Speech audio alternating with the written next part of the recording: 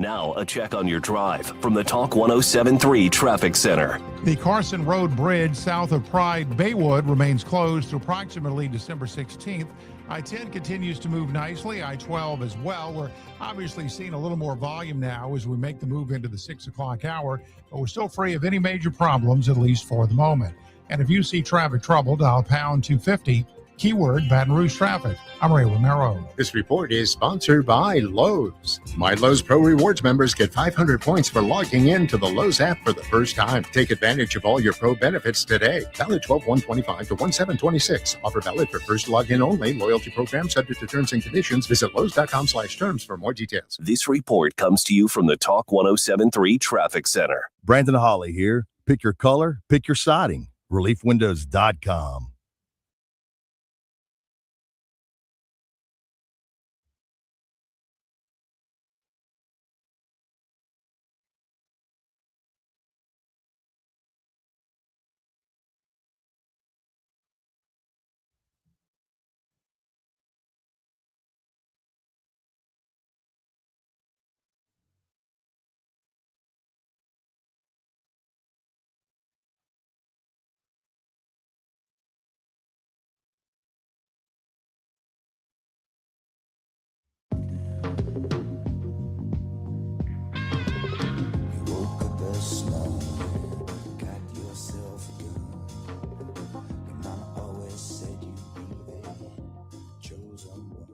This is Mornings with Brian Haldane. Who are you? Brian! I'm really quite something. Mornings are for coffee and contemplation. News and newsmakers. Coffee and contemplation. Traffic and weather. I've been sitting here for 2.5 hours and I still don't know why. Good morning.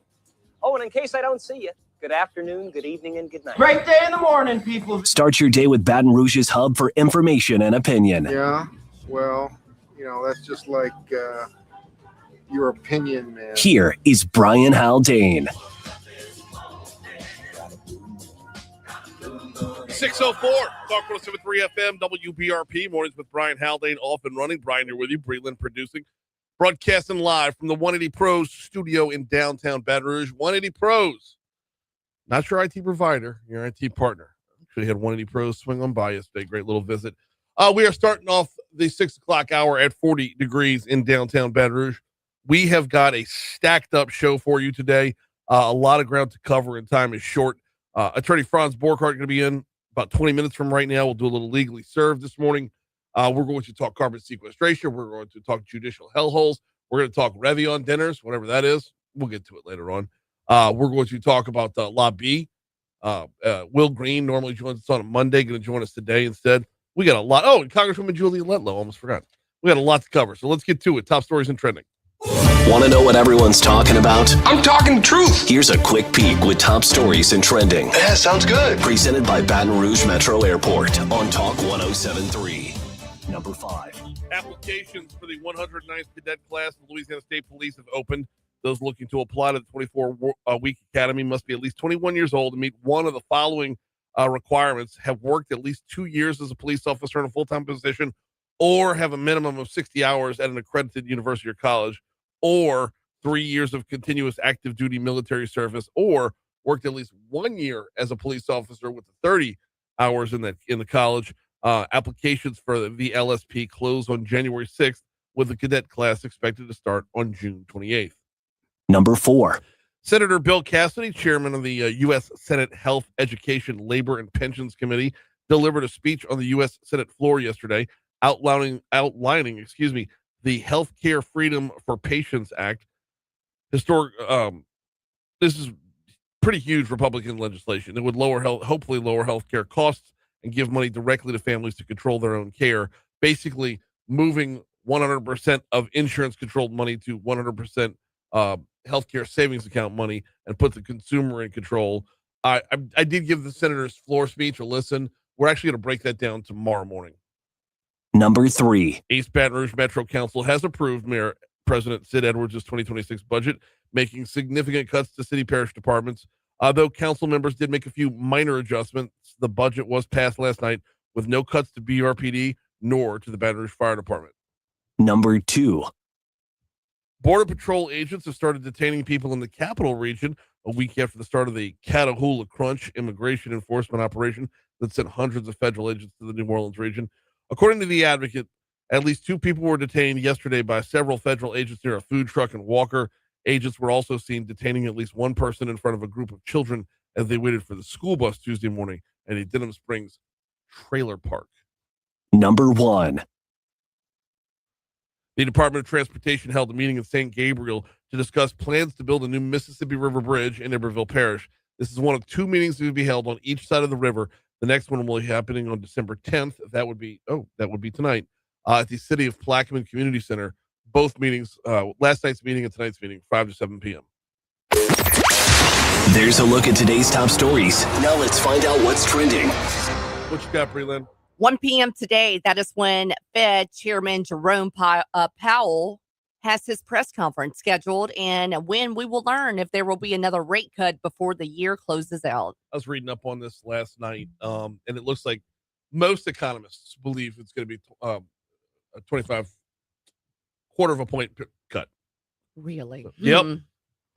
Australia is scheduled to start enforcing a ban on children under the age of 16 accessing social media, which I'm all for. Same. Yep. And that's going to dovetail with a number of different news stories.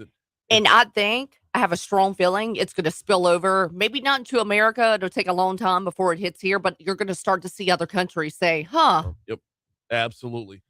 Whereas here in hit Franz up there real quick. You're going to have constitutional issues if you do it in America, because even if they're minors, they're going to have constitutional rights. And I'm sorry, we're going to dig in on this. And I'm not saying I agree with it, but it is a platform of First Amendment expression and art.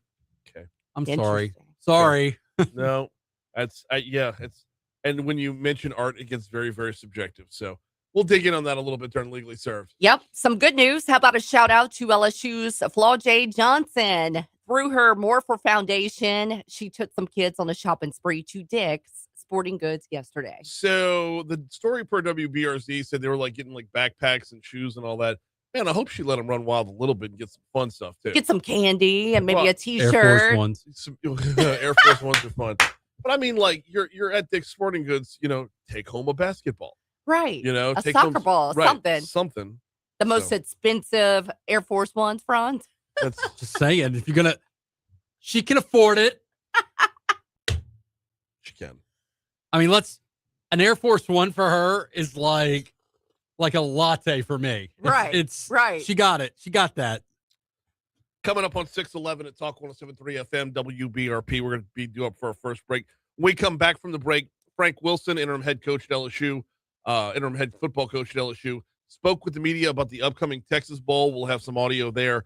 Before we take that break, though, want to remind you about the folks over at Breck. Hop on Breck.org and hit up the calendar. Hop on Breck.org/calendar and take a look at some of the events that Breck has coming up. I tell you all the time about the great facilities they have all over the parish. Tell you about the great camps that they offer for kids over the holidays or over the summertime. But the calendar itself, when you go to the events page or the calendar page, you'll get a really good idea of just cumulatively how much there is to offer. Whether you're talking about trail walks, just getting out and having exercise classes with age-appropriate exercise classes, let's just put it that way. Whether you're talking about, let's see, they've got a needlepoint thing going on at Howell Park. You've got Breck's Beginnings going on at Jackson Community Park. You've got, I don't even know what the Sunshine Interactive is over at the North Sherwood Forest Community Park. Pottery classes going on. Simple as walking clubs. I mean, everything. They've got it all on their calendar right there. It's a centralized place to get a look at everything that Breck has to offer, and it is comprehensive. It is huge. There's a lot going on. You just got to dig into it. It starts at Breck.org. What was the title of the second cut from Frank Wilson?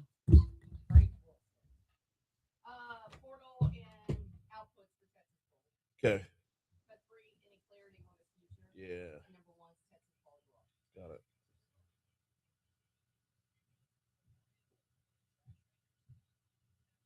You want me to do them in order? 1, 2, 3? Yep. Oh, also, inside my folder, it goes Haldane Mornings. then the year, the month, and the date. Every day should have a folder with all of the interviews from that day in it.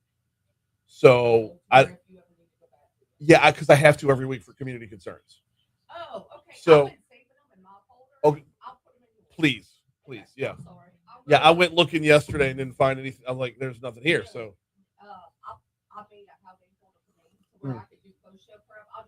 yeah, please just do them in mine. And it's, maybe you can keep them in yours too if you're going to use them for anything. But I use them literally like Mathern's, the Mathern's package. They have something that plays back in the afternoon drive called the Mathern's Magic Moment, the best thing we heard on Talk today. And it's always 60 seconds from an interview in the morning. So, yeah. I use my own shit all the time. So,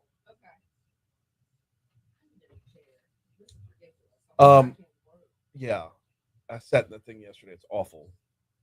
Who's our speaker tonight or today? LSU gymnastics coach Jay Clark. Okay. Okay. She took the kids to Dick's Sporting Goods. Couldn't shop local. That's what I'm saying. Couldn't shop local. Well, and Dick's is an experience. It's overwhelming. Is Dick's local? No, Dick's.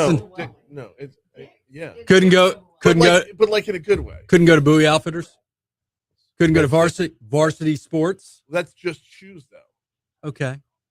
So Red Stick. What's the one in Perkinsboro? How about Rally House? How about this? How about this? Rally House in Perkinsboro. Is that a sporting goods? Yes, you can buy all things sports. How about rather than me criticizing her for her very generous gesture, I just say, you know what? Thank you. Yeah. Thank you for doing what you're doing. Especially like a kid get in there and like go buy a kayak or something really right. Right. A Bowie knife. I don't think Dick's is marketing. Baseball bat. Dick's is marketing people aren't very good. Do you think you can negotiate like a little something on that? Like you go into Dick's and say, look, I'm about to spend a whole bunch of money for these kids. You want to give us a little love, give us a little discount. Yeah. I wouldn't be shocked. You're going to get mentioned everywhere we post the story. Like, yeah. She probably endorses them, Brian, if I had to guess, huh? Maybe an NIL. She probably has an NIL package with them because when this is what LSU is doing better than everyone else in the world with is the national NIL deals. Because why of all places would she take them there? Probably because she had something worked out with them. Yeah. You said Cut 3 was his contract? Any clarity on his future? Yep. I want some Air Force Ones now. Air Force. Do I want Jordans? And how badly would I want some Jordans? How badly would I want to endorse Dick's? I mean, just to tell their story every day. Okay. Just to say, a lot of Dicks. Once you get inside of Dick's, you want Dick's inside of you. That would be my tagline. Oh, Dicks.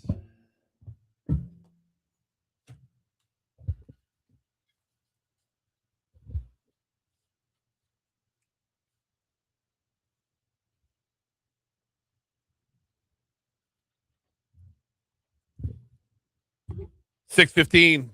Talk 107.3 FM, WBRP. Mornings with Brian Haldane, rolling right along. LSU prepping for the all-important Texas Bowl. Cannot wait. Late kickoff, 8 p.m., 8:15 p.m. with a potential slide to push it back even further. Oh, so good. Cannot wait. December 27th. Going to be phenomenal. Is it 27th or 28th? I got to look it up. I don't even know. I think it's December 27th. Okay. Brutal. The Texas Bowl. Gross. You know what, though? It's free football. It's free football. I should not ever complain about a bowl We made game. it to a bowl, Brian. Well, there's more football to be played. That's the whole thing. It doesn't matter that yes, bowls have always been exhibitions. It's just they're seemingly less and less important today. We evolved toward, I don't know if it's evolution, but we've moved more and more towards a Reese Bobby society that says if you're not first, you're last. That's true. Bowls have always been, there's only been one national champion every year.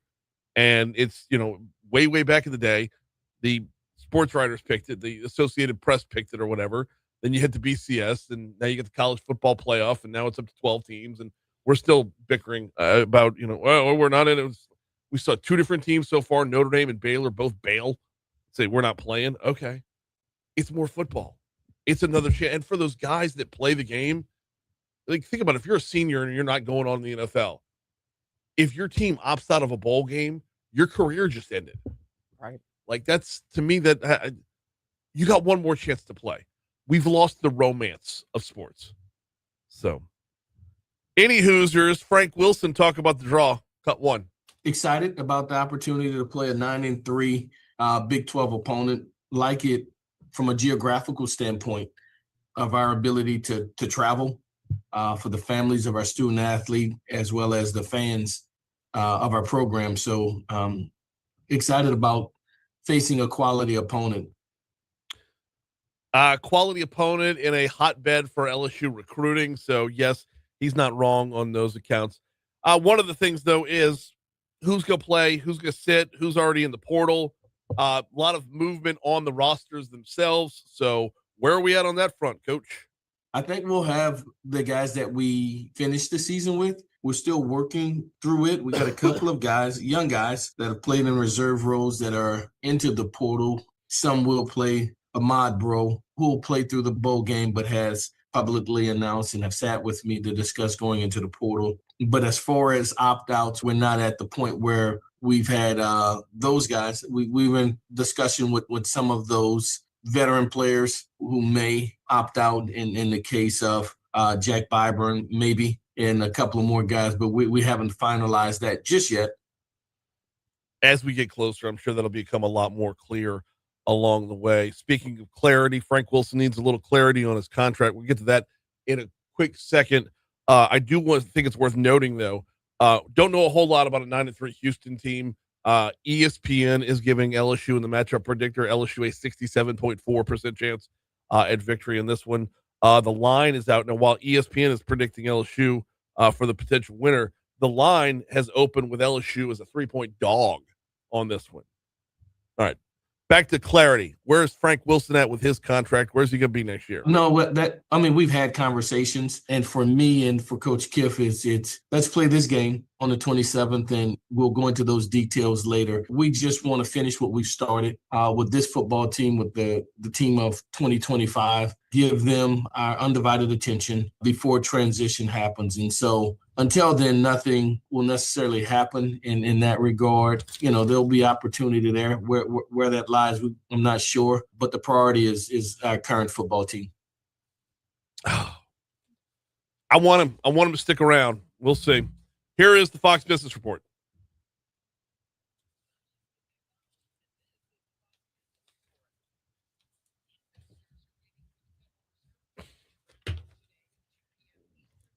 Kimberly said, I don't care about bowl games unless it's like the top 3 bowl games. I mean, I agree, Kim.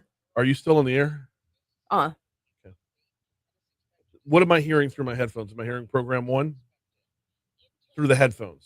I'm not in program 1. Okay, no, I'm asking you what I'm hearing through the headphones. Nothing's in program 1. Let me look.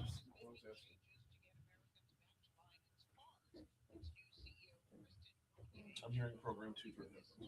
Yep. Sorry. All right. You need me to put you in program 1? No, I do not. Okay.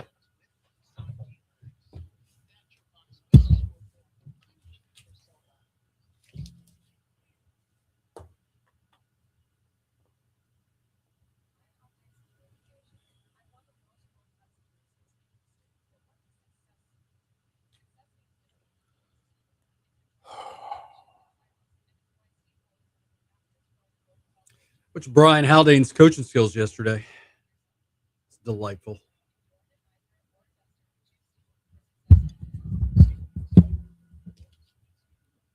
Not pleased with the final score there. It's close. Y'all came back. We came back. Hang on.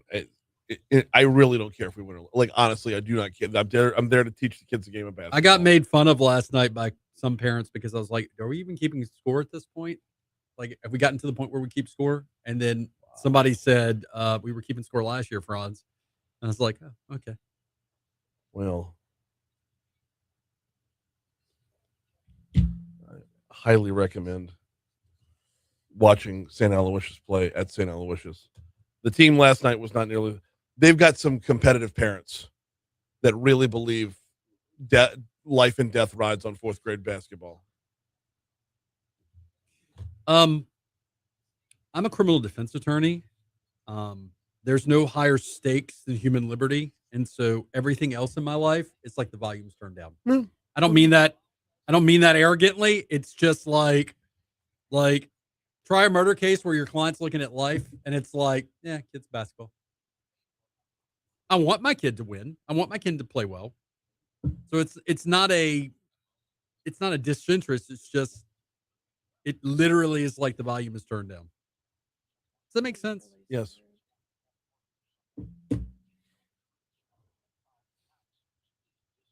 Kind of how I feel about pickleball. There, I said it.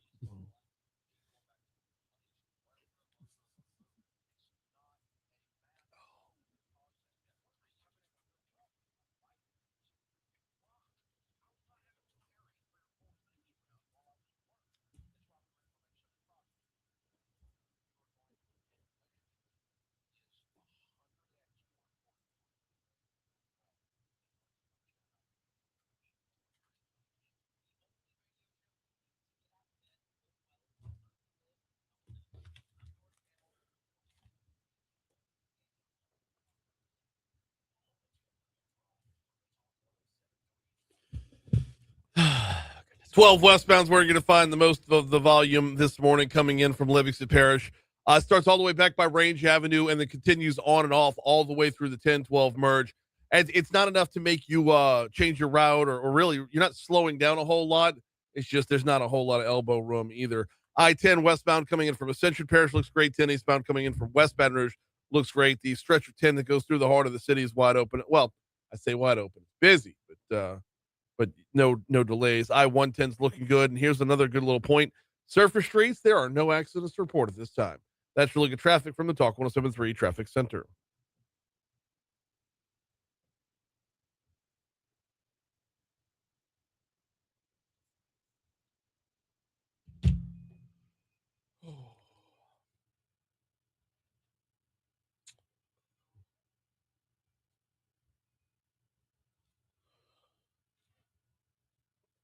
AAA is reporting about 13 million Americans are going to be on the road throughout the holiday season. Why not skip that and hit the air instead?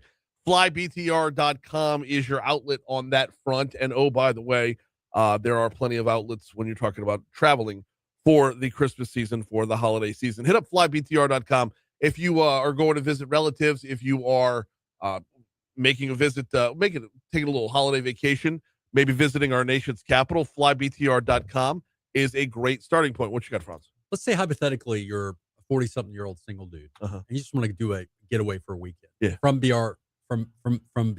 Yeah. Where are you flying? I'm going to Washington, D.C. I'm going to Reagan National. You're going to do D.C.? I'm going to do D.C. Well, so I'm going to D.C. next month. So Friday to Sunday, red eye back on Sunday, or what? No, it's not a red eye. It's a lot earlier than that. It comes back in the early evening. You so land maybe Thursday to Sunday then? No, okay. It leaves out the flight leaves out like right around 7 a.m. Okay. And then you can get a return flight same day if you want to. I'll never get same day, but like get the return flight same day. If you want the direct flight, you come back in the evening. But you could book to where you have a flight back that has a stopover if you wanted. And like if you want to get out of DC at like checkout time for your hotel, right? Yeah, you can take a different flight that's going to stop over. I want to say it stops over in Memphis, if I'm right. Well, I can have a lot of fun in Memphis. Well, it's a layover. I mean, I can still have a lot. I have a lot of fun in layovers. Here's the thing: when I go to Washington D.C., it's a work trip. I don't get to do anything fun. So if you're asking me if I'm like booking a trip for the weekend to just do fun stuff, I'm going to DC to take advantage of all the things I don't get to do when I'm working. Right. So you and I should do an airport trip. You want to do that? FlyBTR.com? You can line that up. Yep. You and I go. Look, you did the trailer thing. You and I could do an airport thing. Brian's Big Adventure? Yeah. Yeah. Franz and Brian's Big Adventure. I'm here for it. FlyBTR.com. All right, it is 6:26 at Talk 107.3 FM WBRP. That live read ran longer than 60, so let's dive right in. Hey, it's eating up your segment, bud. Let's dive right into Legally Served.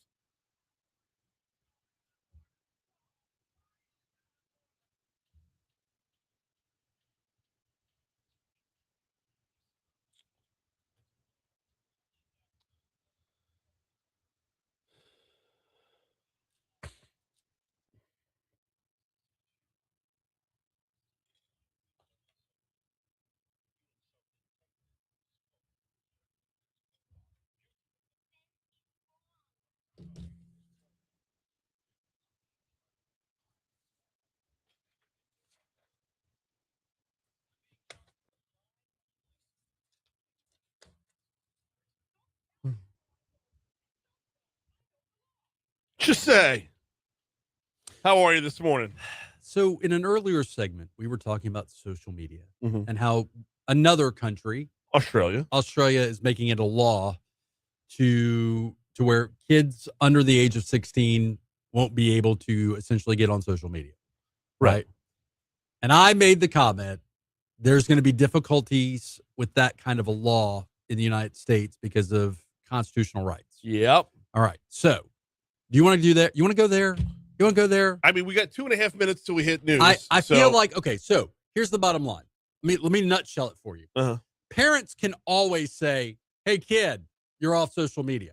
There's no in your house constitutional rights there. But when the government starts making laws to prohibit you, because, the First Amendment says Congress shall make no laws that prohibit you from being on social media. Yeah. Free speech. Yeah.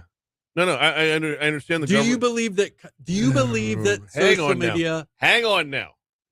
The government shall establish no law prohibiting Congress shall establish no law prohibiting speech. But that's the intent of the First Amendment has nothing to do with social media. Well, that's the question is social media a platform of free speech? Is your use of social media or lack of use constrain of free speech? Right. I mean, because this is where we start walking into all kinds of arguments about it. Here's a great argument, okay? When the anti-Second Amendment people want to ban assault rifles or whatever. Right. But they say, well, they didn't have an AR-15 when the Constitution was written, so it doesn't apply today. We didn't have Facebook when the Constitution was written, so it doesn't apply today.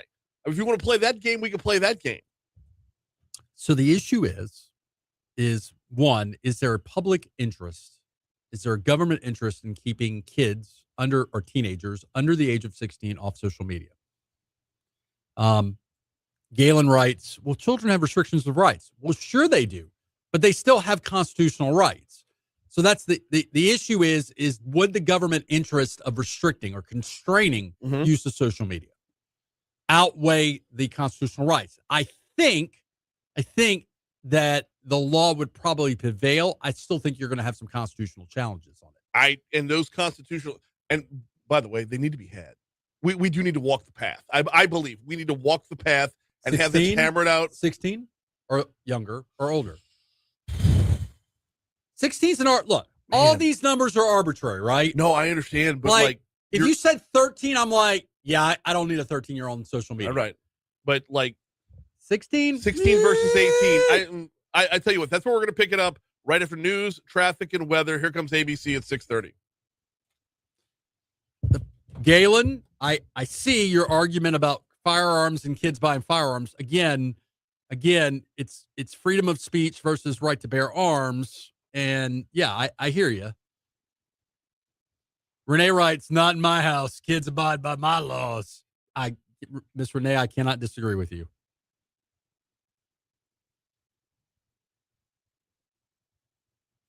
And then as a parent, if you prohibit your kid from being on social media, like at 16, are you making them want to be on social media even more and making it worse later? Right.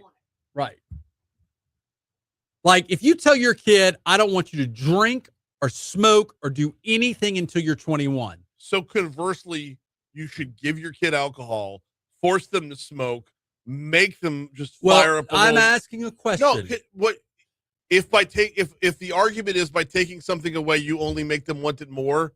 That argument, if you work it towards its end, that argument is give your kid all the worst shit there is, so they can learn that it's worse shit. You can ruin your life. That's what I'm saying. That's what I'm saying is, as a parent, no, I am not getting my kid a hooker and blow. So, is there a minimum age to be on social media? Debbie writes, is FB 14? I'm guessing, Debbie, you're asking, is it 14 or older? I don't know the answer to that. But, honestly. I will tell you, my 13-year-old has a TikTok account, and it's set to complete privacy. What does that mean, complete privacy? It's like she can only network with her current friends. So she can make all sorts of videos with her current friends. With her friends, yes. Right. And Kim, you have a very good point. So Franz, with kids making money as content creators, how does that work? Well, again, so in Louisiana, and I'm going to use Louisiana as a box here, kids can't contract until they reach the age of majority. So that's an easier issue. You have a Britney Spears scenario where parents are agents for their kids. Mm-hmm. But I mean, Kim makes a good point. There is a monetary piece about this. I'm sharing today's Facebook post. That's all good, dude. Some kid wants to be big like Air Force Ones. I understand. That's right. Air Force Ones. Today on Nancy Grace, I'll be using the phrase Air Force Ones in some way.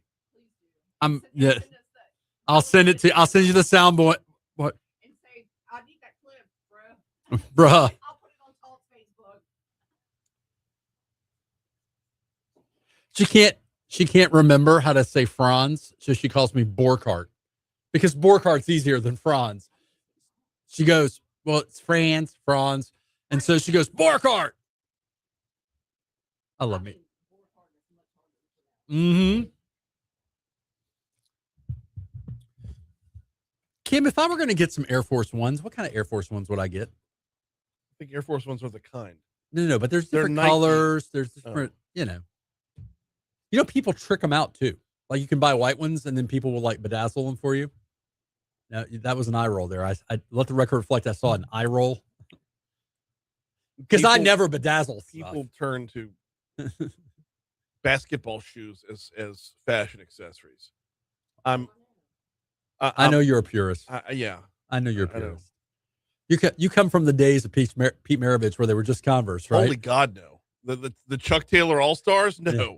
Those were the worst pair of... Those just didn't seem like they were good sports shoes. No, they were terrible. I had a pair, to be sure. So got rid of them very, very quickly for those New Balance James Worthies. So I would imagine that there's a tipping point of modern shoes being great for basketball versus modern shoes being ridiculously bad for the athlete. Yeah. I think you know what shoes I want today, and they're not considered basketball shoes anymore. They're considered skateboarding shoes. I would like to go back and get another pair, and I had a pair when I was little. A pair of Converse Cons. Who remembers the Cons? Do y'all remember the Cons? You could have the Larry Bird or the Magic Johnson. I wanted the Magic Johnson, and my dad absolutely like, no. You're getting the Larry Bird. I'm like, Dad, my basketball team is purple and gold. I don't want green shoes. Because that was the only difference between the Larry Birds and the Magic Johnsons was one was in Laker colors and one was in Celtics colors. Kim, I want the Lakers. Just saying. I wanted the Magic Johnsons, and I wasn't even the biggest Magic Johnson fan, but I liked the Showtime Lakers.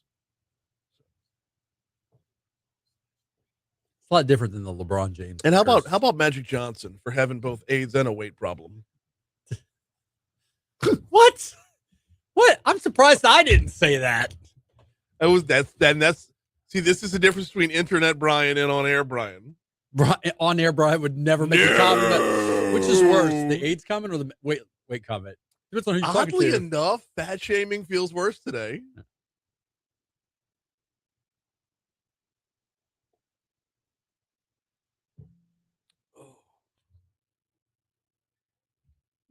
So as you know, I used to be much more portly. And so I'm hypersensitive about fat shaming people in my current life. Like, You and I differ on this one. I need more shaming in my life. So if you're skinny, if you lose all the weight, you are entitled to shame other people at that point because it helps them lose weight. The emotional abuse helps them lose weight. Or does fat shaming actually cause a weight gain? Because I eat my feelings. Well, stop it, fatty. I mean, roll up the blue store. Shame is a motivator. Is shame a motivator? It should be a motivator. I feel like we need to get a cognitive psychologist on the show. That's fine. We can do that. But we don't have shame in our society anymore at all. Shame is a motivator. Sweetheart, I wouldn't wear that if I were you. That'll go over. You know what? Put your feelings back on the shelf and listen to the damn advice. That's not that hard to do. I think it's different if she asks you, again, twice divorced man, so I don't give marital advice. But if she asks you, hey, how do I look in this? She's inviting the brutal honesty at that point. What if it's still, instead of saying you shouldn't wear that, what if I just go, What if I go, what are you trying to be, Magic Johnson? The hell are we talking about? Social media. Oh, yeah. Keeping them off. Do children have a constitutionally protected right to be on social media. Is it a First Amendment issue? This is what we're talking about as part of Legally Served this morning. We got a couple of other topics to get to as well. Guy sentenced to life in prison for, speaking of social media, for killing somebody on Facebook Live. Aired the whole thing. Yeah. Real time. Although I will say this, Facebook got on that pretty quickly. They shut it down, took it off? Yeah. Yeah, that was... So that's floating around somewhere in the dark web. Probably. Happened on Sherwood Forest Boulevard, if I'm remembering right. If I can watch the Gary Plauché video in real time from the Baton Rouge airport, I should be able to watch this, right? It's out there somewhere. Man, you realize you could put together okay, this is another throwback here. You could put together an entire Faces of Death right in Baton Rouge. Huey Long? Was that on video? No, that was not on video. Okay. No. Okay. That was pre-video. That was on Vine? Was Vine. it? It's older, so it might have been on Vine. Do children have is social media a protected First Amendment right from government censorship is the question we're There's asking going to be here. some kid that sues the state of Louisiana if would Jeff first of all would our legislature would Jeff Landry promote the making of a law that age restricts social media use? Mm-hmm. That's question number one, because otherwise it's just an academic conversation. So, well, I want to get beyond the state though, because this would be a federal thing, wouldn't it? Well, no, I think it would be a state by state thing. I don't know that it would be now Congress could make a law. I can guarantee you our state legislature would pass the hell out of that. Oh yeah. We're not materialistic at all. Congress could make, I think it would be like the alcohol age. Congress wouldn't make a federal law. Congress would say, hey, you know what? This funding stream that you like to get, state, if you don't make this law to protect our kids, we're not giving you this money. There'd be some kind of tethering to funding. There are age restrictions, not just from doing things, but from going places. Okay. I cannot walk into a child cannot walk into a bar if they are under the age of 18. Obviously can't drink if they're under the age of 21. I'm not worried about the drinking, that's doing things, but the going into places, they can't get into a bar under the age of 18. If there is an open mic night at a bar, how is that not a restriction on free speech? I think the issue becomes, one, the government has to, if you're going to restrict or constrain anything that can be construed as protected speech, you've got to be able to show a need, a public interest, a viable government need that outweighs the restriction. So the question number one becomes do we need to restrict our youth from using social media? Are there less restrictive ways of restricting them than to prohibit them from being on, period? There is the parental question of, well, wait, why are we punishing the social media outlets and these kids from being able to use each other? And that's right, I intentionally said it that way. Oh, yeah. When it's really, maybe the parents should be the one who are like policing their kids more. Can we pause for just a quick second? Yeah. Everything else is discussion, okay? Everything else is discussion. Right. I firmly believe, this is aside from the discussion, I firmly believe it is the parent's job. I do not need the government to raise my kids in any way, shape, or form. That is my job. They are my responsibility, mine and my wife's responsibility. That is our job to raise our children. So there's just for clarification purposes, right? That's that, like, everything else we're talking about here is just for the purposes of the overall conversation. If the argument is there are predators on social media that prey on our youth, okay? If the argument is social media is a platform that is conducive of human beings meeting other human beings and doing sexual acts and sharing sexual images, and our youth are tender and, pun intended, our youth are fragile and need to be protected from that, even if it's protection from other youth, not predators, not pedophiles. Right. Is that sufficient to restrict their access? And and again, the first hurdle is it speech? Is the use? I would say that's an easy argument. But the argument becomes, yes, it is speech, but is social media the quote unquote new town square? It really is. Which, okay, so define town square, because I would define town square as a platform and an audience. If you have a platform and an audience, you can make the argument that this is town square. And remember, just because you think the speech is stupid and ridiculous doesn't mean it's less speech. I understand. I'm not on TikTok, which frankly surprises me that I'm not on TikTok. Yeah, so here's the thing. It's an amazing place, dude. I'm sure it is. Although I have to apologize once again to everybody who followed me on TikTok because I got hacked and had to start a new account. So how many Brian Haldane TikToks are there? There's 2. The 1,000 videos you've gotten over the last 2 weeks from me were not me. Were they good videos? Or were they porn? No, they were like 2 Asian women selling a product, but the voiceover was in Spanish. So it was completely ridiculous. Anyway, completely hacked, locked out of my account the whole work. So we're not talking baby Brian videos. No. But I'm just saying, as far as the free speech platform is concerned, TikTok's amazing. Okay. You will get. What would you say if you had to narrow down a marketplace of ideas or a town square to one of the platforms? It's not Twitter or whatever we're calling it now, X. Nope. It's still certainly Facebook. not. Is it Facebook? It's still Facebook. Okay. It's still Facebook. You're going to have the most diverse number of possibilities on Facebook. Okay. Because number one, you have the largest audience. If you have the largest audience, you are more like the town square. Well, so the other problem is, how do you really police someone who is underage doing something as if they were of age on social media? I don't know the answer to that. I don't know. You can have all sorts of rules internally. Yeah. Facebook can say, well, what am I supposed to do? I say that you all have to be this age to be on my platform.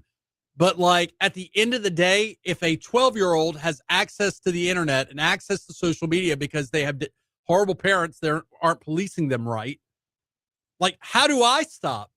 So all these questions, to me, I think the battleground's not going to be the speech battleground. I think it's going to be, is there a legitimate government interest?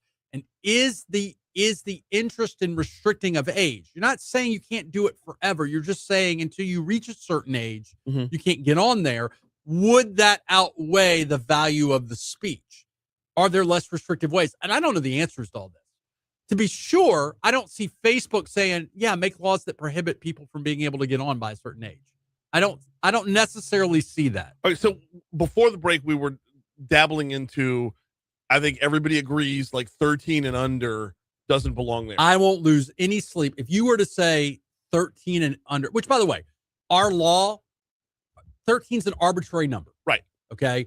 But our law makes 13 for some reason. If you look at Louisiana laws, especially criminal laws, 13 is that tender age where for some reason 13 is like the age.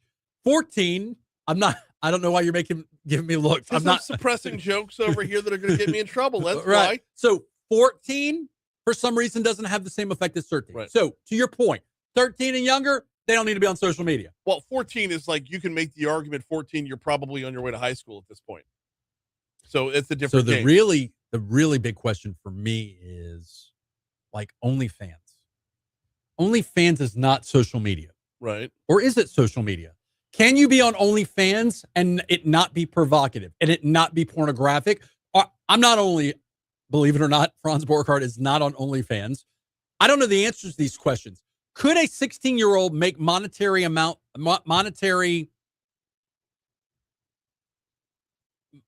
trying to dance delicately here. Could you be on OnlyFans and it not be something illicit or pornographic and have a free speech argument? I don't know that you can. Man, that's a tough one. Right? That is a tough one. It's an easier argument though than Facebook. Yeah, no, ooh. Man, and then what's really going to get under your, there you're getting back in the late 80s Supreme Court arguments of what defines pornography. Well, and what's really going to get complicated is Facebook has a dating app component. Really? But dating apps are also starting to look a whole lot like social media, separate and apart from social media. Mm-hmm. So it's easy to say, well, this dating app is not social media. It sure does look and smell like social media. All right. So now you've taken that 13-year age minimum and bumped it all the way up to 18. Right. Because if you're 16, you're still not getting in that ball game yet. We got 2.5 minutes left to talk about this conviction. 999 years. So the headline yesterday, mistaken. They corrected the headline, by the way. Man who killed a woman while live streaming was sentenced to life in prison. A convicted murderer who killed a woman while live streaming the attack on social media was sentenced to life in prison on Tuesday. Earl Lee Johnson Jr. was found guilty of the first-degree murder of Janice David, which happened back in 2022. I believe it was like in a parking lot right off Sherwood Forest Boulevard, Dude, right? So it was by the 4000 building. So horrible. I know. It's like had her hands bound, tied to the steering wheel. And I got to be honest with you, I have been pleasantly surprised that we haven't had more of these kind of crimes. Broadcast. Live stream crimes? Yeah. Mm-hmm. And because when you think about it, the amount. Thank God we haven't. Oh, no, I know. But when you look at murder as a social justice crime, Luigi Mangione. Right. Oh, by the way, shocked that we got a deep dive next week into Luigi. Okay. Because cops done messed that up, and they may suppress the firearm. Oh no, dude! It was McDonald's search. Hold that. We can do a secondary or whatever. All right. Here's my question though, and life in prison is that's fine and everything, but is there a category of criminal who deserves worse than that? And I don't think the death penalty is necessarily worse than that. The problem is what's between life and death penalty? How are you going to you put them in a box? Yeah, like a special box. Yeah.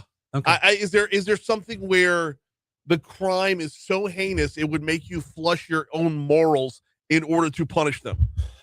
That's where I'm going with this. First degree murder. Leave their rotting corpse in there after death. So the worst crimes we have in Louisiana are first degree murder, first degree rape. Yeah. Okay, those are the two worst. And both of those carry life. Both of those carry life without parole, benefit of probation. Life is, and by the way, life in Louisiana should theoretically be life. That is the way the law is written. Until death. Correct. You die in a pine box, either in Angola or a facility of like nature. Right. Now, could your better question, your question is, okay, this kind of a crime where it's so heinous, so horrible, does he end up in like solitary confinement? No. He goes gen pop. See, he's working on the farm in Angola. You got to get over to Court TV. We got Your Money Now coming your way. He's Franz Borghardt. We'll pick it back up next week. Always appreciate it, brother. Yeah, Luigi stuff. Yeah, I've been tracking it, and I didn't realize how bad it is. They're gonna have a problem. Well, yeah. So a guy like this that kills somebody on Facebook Live needs to not just be in prison, but in I'm gonna take your cornbread prison. That's the line that I didn't get to on the air. Later, brother.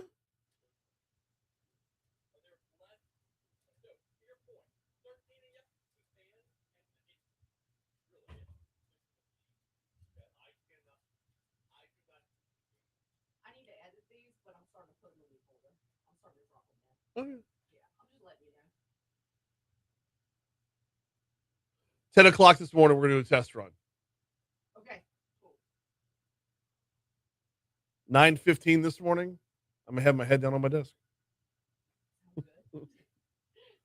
If I don't rest a little bit, because I'll go from here to Rotary, from Rotary to Carpool, from Carpool to New Orleans. And your wife steps up and helps a lot. Oh yeah, But no, there's totally. only two of y'all. Yeah. So that's this morning was the first time in 5 years.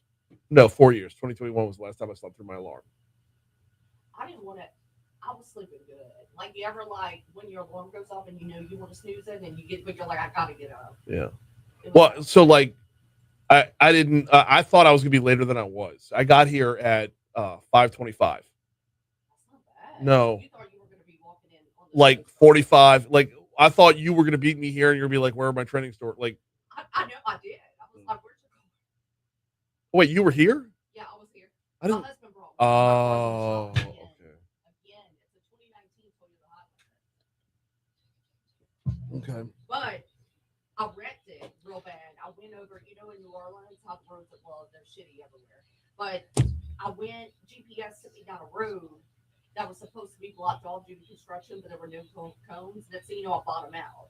And so the whole engine had to be rebuilt at the bottom. The whole lower half of the engine. So with that, I think I just. Are you going to sue DOTD? I'll I didn't get it on dash cam, nothing. I didn't even call the cops. I just got to tow mine. Oh, I don't think you can then. Because at this point, you can't prove that you were even there. It was last year. It was like last November. Oh. And I did make a claim on insurance because after I realized it was going to be like $10,000 worth of damage. Really surprised insurance didn't total you out. Rebuild an engine rebuild. New. Yeah. Where'd you take it? Bannock. Hmm? Baneek. They used to be off of South Acadia. It's like a little Asian guy. He's great. Okay. So where's your folder again? It's Z Drive. Yeah, shared drive, Haldane. Somebody screwed up and created a second Haldane folder. So it's like there's a Haldane inside the Haldane. You go to Haldane, you got to go to Haldane again. That was a remnant of hot take Jake. Who could not listen to the instruction. Okay. Now, once I get into the second Haldane, what are Mornings. Okay. Yeah, from there it's pretty self-explanatory.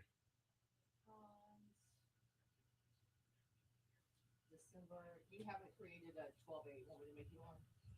Yeah, sorry, that's part of that. That's your duties. Yes.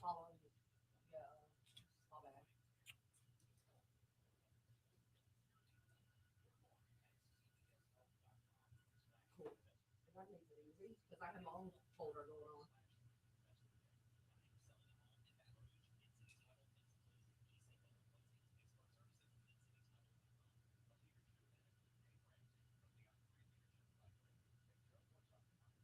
So what are we doing here? We're doing unemployment? Yeah. So at most days, so Franz is supposed to be until the top of the hour. But yeah, so his career as a pundit and whatever has really grown. So he goes on Court TV now. Yeah. And it just happens to be the same day that he's here, which works out for him. Puts more work on my shoulders, but it also lends more credibility to the segment. That, you can catch Franz on Court TV, you can catch Franz on Nancy Grace, and you could catch him right here. It's just yeah.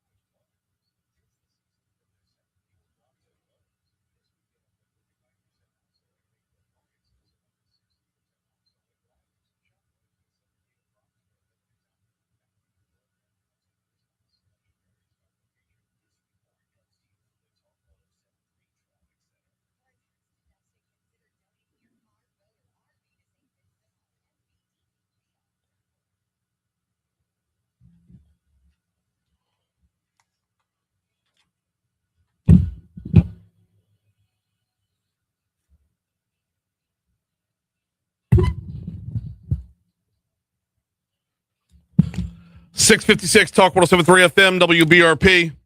Mornings with Brian Haldane, rolling right along. Got to move quickly in this segment because we got a lot of ground to cover before we get to news at the top of the hour. Before we dive back in, though, got to remind you about the folks over at Vex European.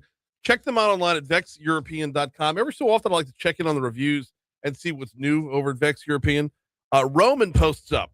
I have nothing but great things to say about Vex European. Vinny has done an outstanding job maintaining my BMWs. It's a plural, by the way. Shout out to where Roman's at in life.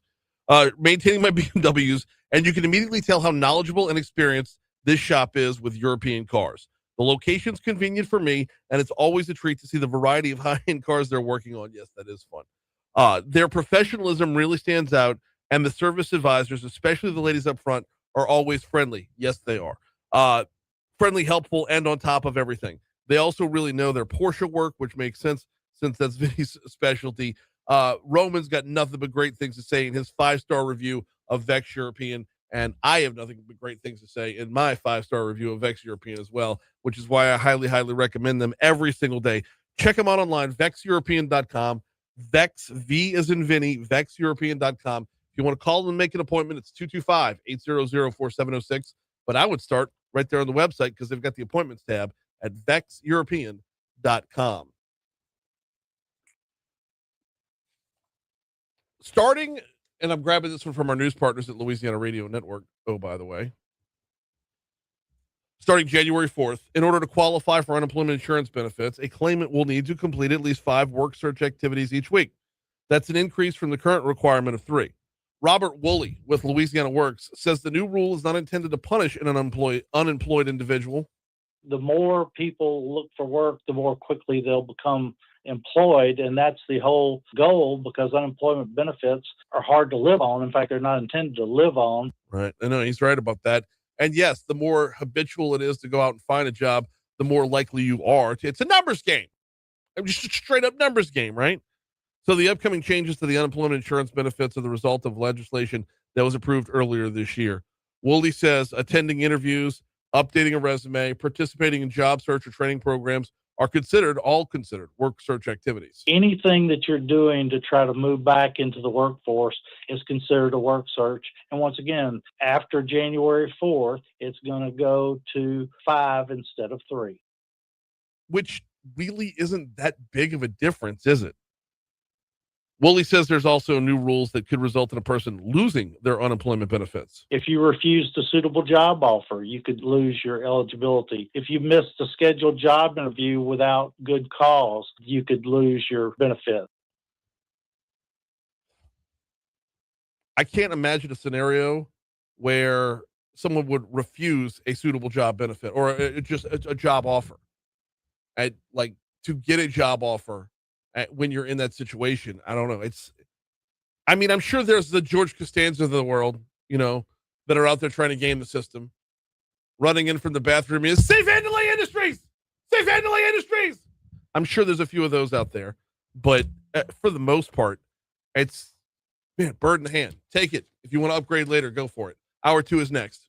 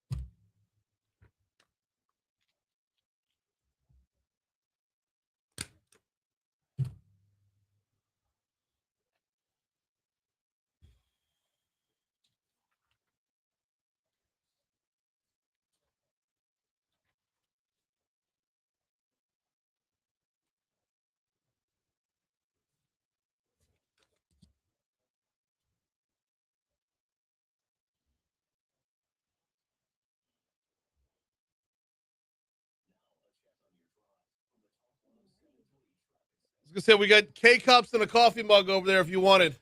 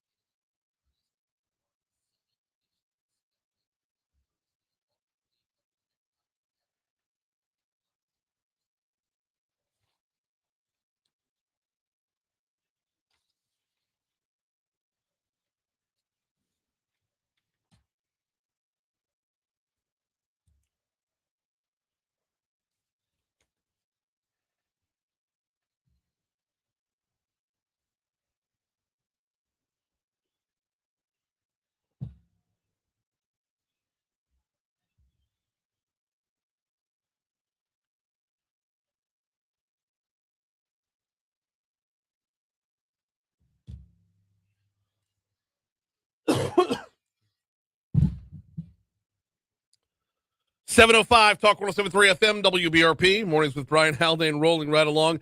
Hour 2 coming your way right now. Brian here with you. Bree Lynn producing. We are starting off the 7 o'clock hour. 1 degree lower than the 6 o'clock hour. We are down to 39 in downtown Baton Rouge as we broadcast live from the 180 Pros studio. Is it time for your IT to do a 180? Visit 180pros.com. Busy hour this hour. We are talking both carbon sequestration and judicial hellholes this hour with Tim Johnson and Tiger Joyce, respectively. That's all coming up as the hour wears on. Tim's coming up 10 minutes from right now. Tiger at the bottom of the hour. Right now, though, we start off with top stories and trending.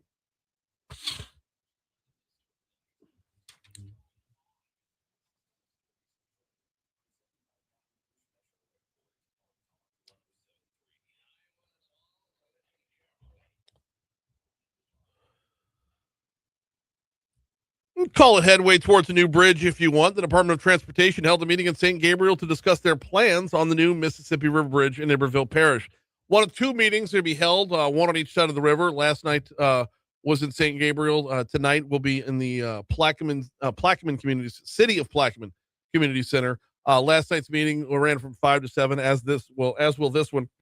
DOTD officials provided updates on the project status last night, especially the environmental process. Applications for the 109th cadet class of the Louisiana State Police have opened. You have to be 21 and meet a number of qualifications to be eligible for this.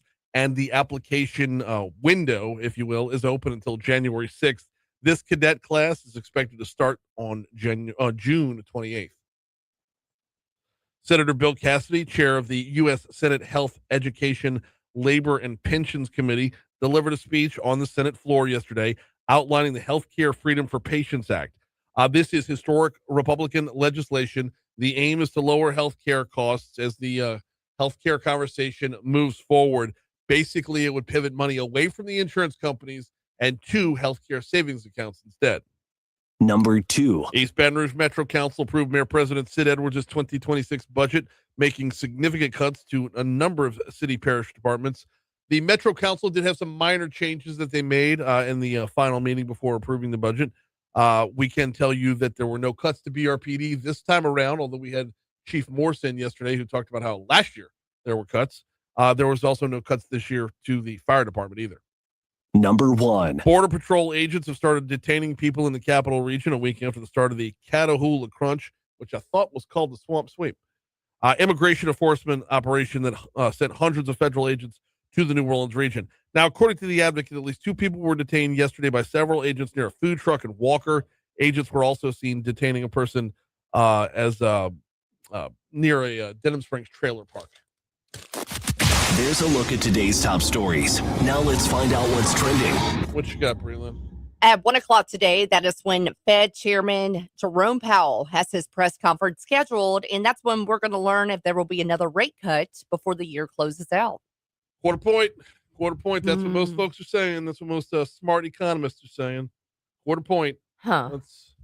We'll see. Yeah, no, I know, but it's like, yes, they actually, I agree, reducing rates. Everything that the economists that I've read about, or everything I've read about the story, all makes sense, right? What you don't want to see, though, is the president taking credit for it, because it's unbelievably important that the Fed remain independent of any other branch of government. They need to be making decisions on their own, of their own accord, and just, you don't want to muddy those waters.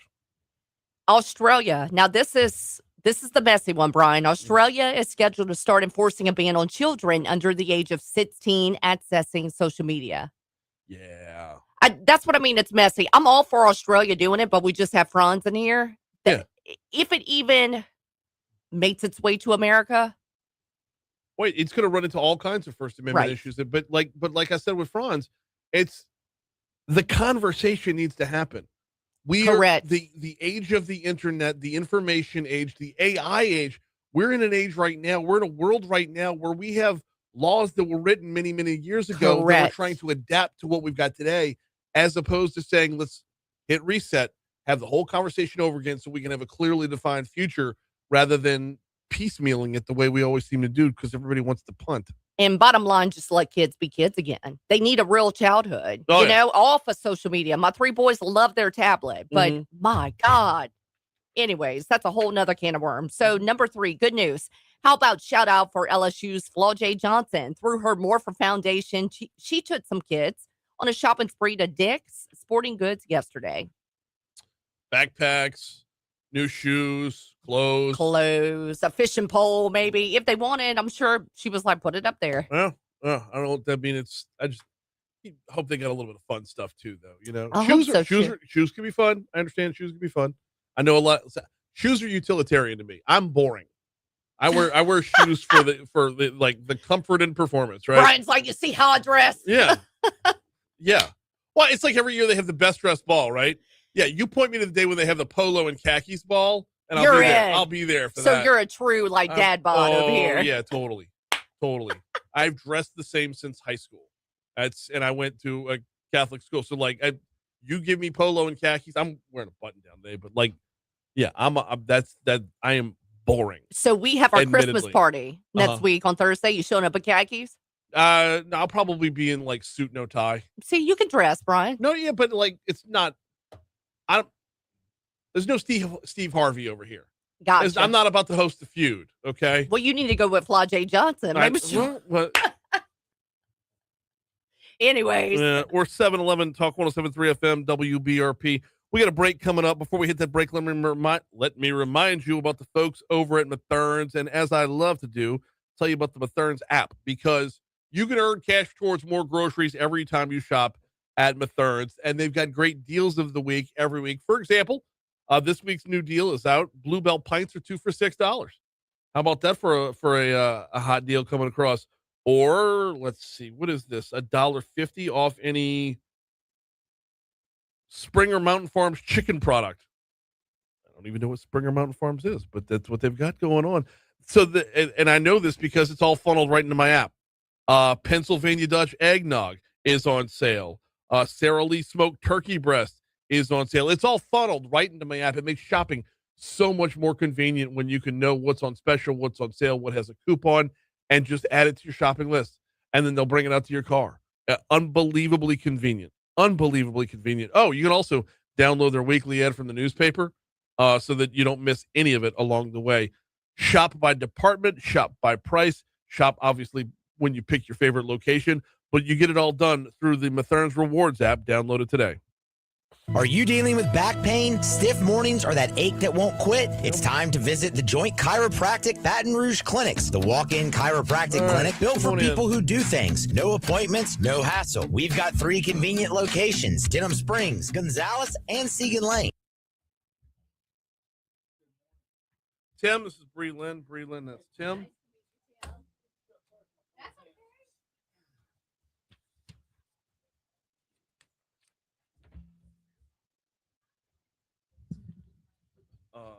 Kill mics for a sec.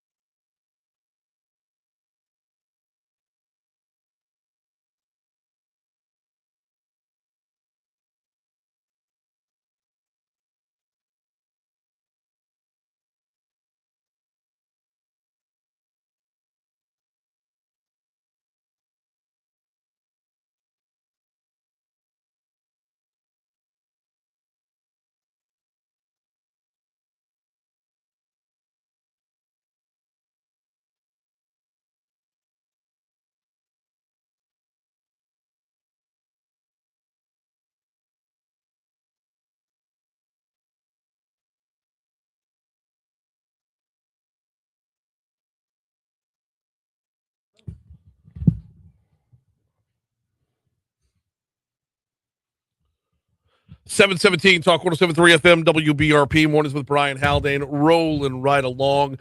The carbon capture, usage, and sequestration discussion is nowhere near going away. And in fact, here in Louisiana, we might be buying tickets to watch Texas do it right if we don't get our act together.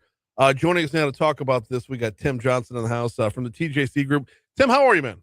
I'm good, brother. It's good to see you, my friend. It's good to be back in this studio. I'm telling you, man. When was the last time you were here? Oh, probably 6 or 7 years. That's hard to believe. Been that long? Just around COVID, I guess, is when we shut down the radio show. Okay. But before we get started, I want to congratulate you, Brian, on this show, the work you do here every day with your team, helping to inform citizens in a balanced way.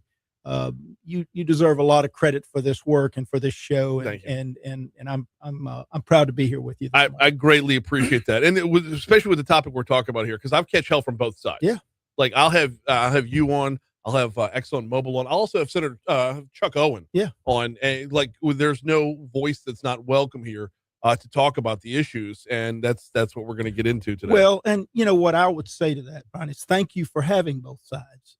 We need to be able to sit down and talk to one another instead of just throwing rocks at each other all the time. This is a wonderful opportunity for Louisiana to lead the global economy. Yeah.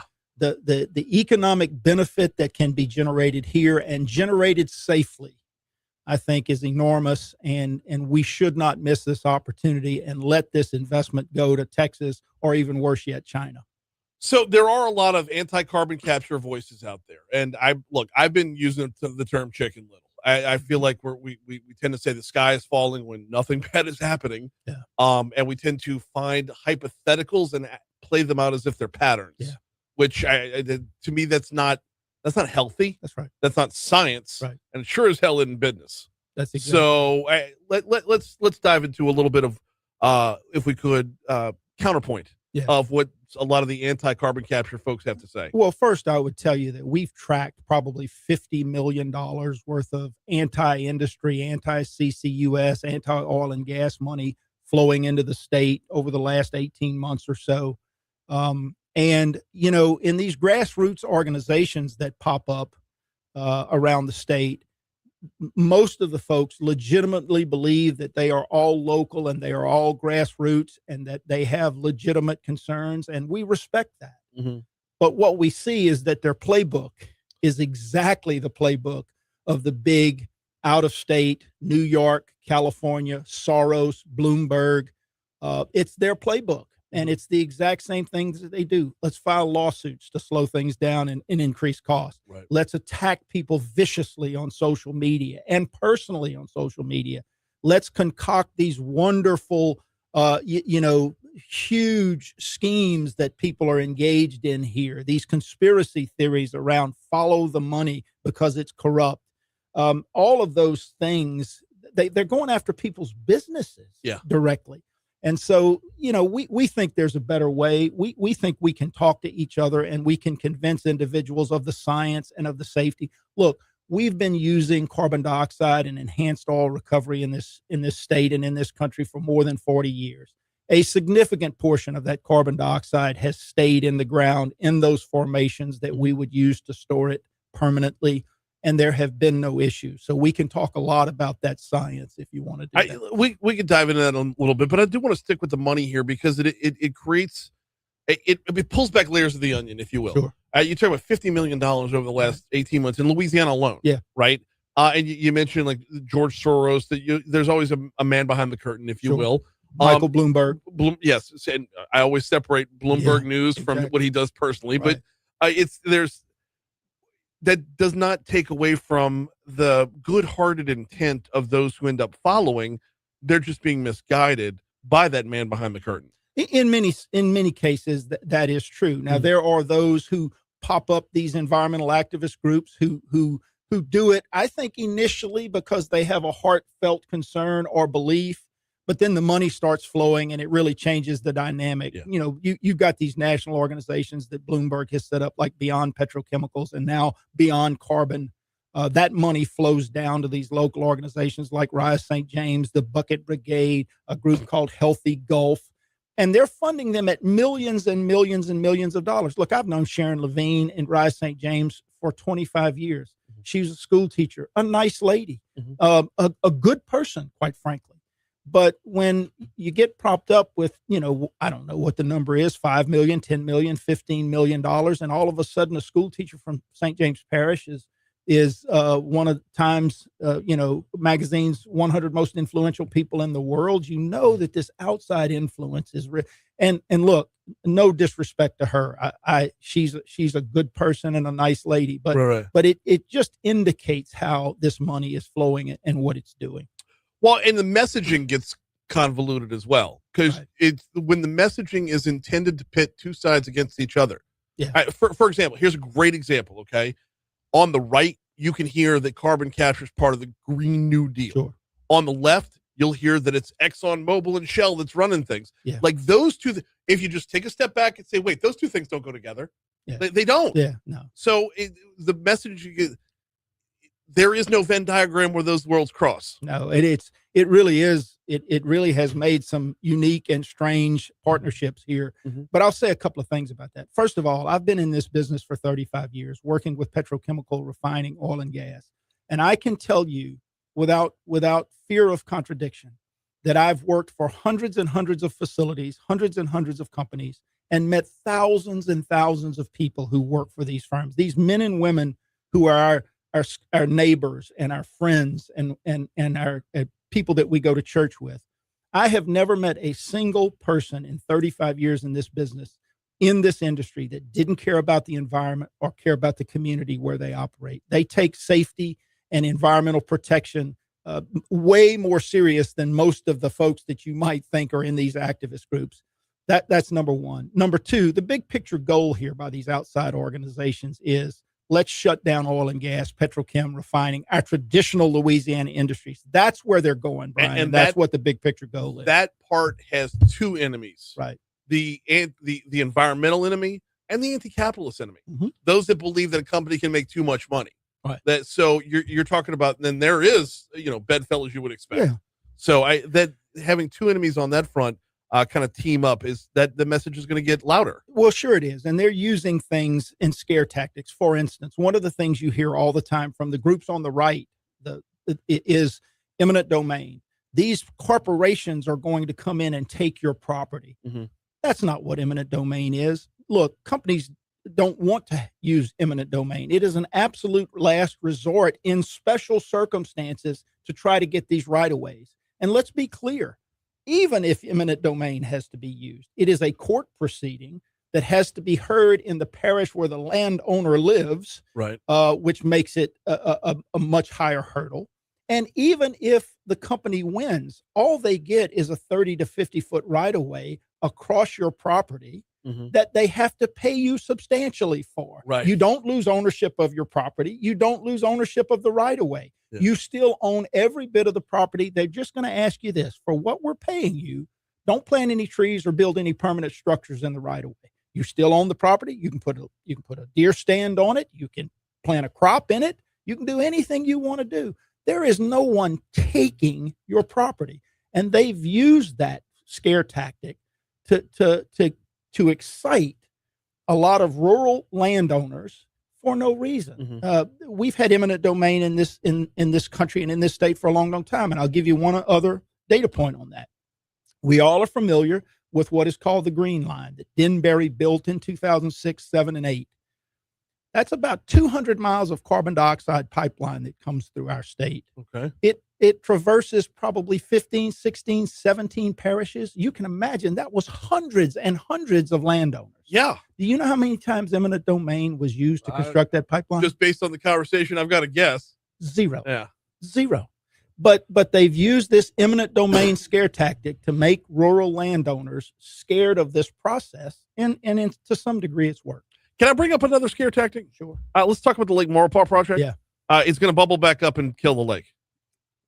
Well, listen, look at the science. Look at what we've done with enhanced oil recovery for all of these years. We're talking about 6,000 to 10,000 feet depth. Right. We're talking about capstone layers. Here's what I say to folks.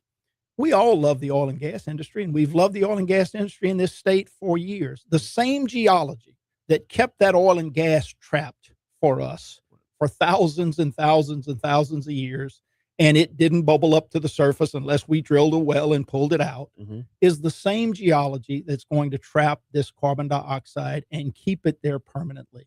It's the same geology. So We just have to talk through the science. We have to help people understand that this can be done safely. Look, I'm not going to sit here and tell you that anything we do is without risk. But if you look at the chemical industry, you look at the refining industry, we've operated those things safely for 70 years in our state. We know we can do this as well. Got about 2.5 minutes left with Tim Johnson from the TJC Group. We're talking about carbon capture and sequestration. Tim, I want to pivot over to another anti-carbon capture argument, if we could, and that is those who do not believe in climate change, and I'm somewhere on that spectrum, but do not believe in climate change and say this is not going to save the planet, so why do it? Well, you can legitimately have that argument, and we could have those conversations, but I think we miss the point that this effort, while globally might be about climate change, for us in Louisiana, it's about jobs and investment. Absolutely. Okay. And think about it this way. Everybody wants to attack the 45Q tax credit. This is a scam. It's a scheme, all of those things. But it's just like any other incentive we've been using to generate manufacturing investment in our state and in our country for 85 or 90 years. That's what this is about. We can bring these jobs and bring these investments here because the globe is demanding these low carbon products, or we can watch these jobs and investments go to Texas or Mississippi or China or other places around the globe. This is about manufacturing investment and producing a product that the global market wants. And that's the part that really puts me over the threshold to be in favor, is to say that I'm able to look in the mirror and give deference to someone who knows more than me. Yeah. Okay, I'm able to look in the mirror and say, scientists who have worked in this field their entire lives, scientists who have worked in the oil and gas field their entire lives, and oh, by the way, business leaders from other states are, if everybody else is starting to move in this direction and I had a head start, I need to not let them catch up. That's right.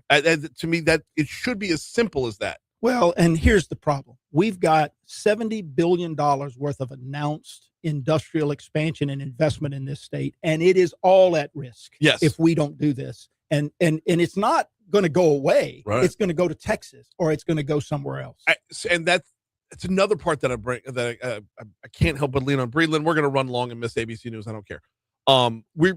There's another part that I can't help but I get stuck on. So that we put a moratorium in on new wells in Louisiana. New permits. New permits, excuse me. A moratorium and new permits in Louisiana. Permit applications. Yes. But we're not doing anything to undo the previous ones. Yeah. So if this were dangerous, if this were a bad idea, why wouldn't we retract what was already in the works? And if it's not dangerous, if it's not bad, why are we stopping what's coming in the future? Yeah, I think. Does that feel like a little? I understand. Yeah, and I think both sides have used that argument, right, to drive home their own talking points. But here's the thing: I think that we are very early in this process, right? We are still only one project has gotten its permit. As we continue to share information, as we continue to talk about the science, as we continue to calm fears, I think this process will get moving again. I'm hopeful that it will. I hope you're right. Too much is at stake here. We have an opportunity to lead the globe, Brian. We have an opportunity to transform Louisiana's economy. We have an opportunity finally to start lifting people out of poverty, whether you're in inner city Baton Rouge or you're in rural Vernon Parish. The economic benefit that could be driven from doing this right and doing it safely. And oh, by the way, it's the most heavily regulated thing I've ever seen. Mm-hmm. If we do this right and we do it safely, we can transform our economy for generations here. And that's what's at stake. Yes, completely. To me, Tim, it's an 80s mulligan. It's like everything that Morgan City versus Baytown. Like where would we be right now if we'd done everything right a generation ago? Atlanta versus New Orleans. Totally. Right? Totally. Think about that. We are on the precipice here. We've got an opportunity that we must take advantage of. Now, we should be respectful of the concerns that individuals have, and we are. We should talk about the science. We should make sure that this is done as safely and as environmentally responsibly as we can possibly do it. And I can tell you that I work with these folks every day. We are. He is Tim Johnson from the TJC Group. The conversation is not over, but unfortunately the segment is.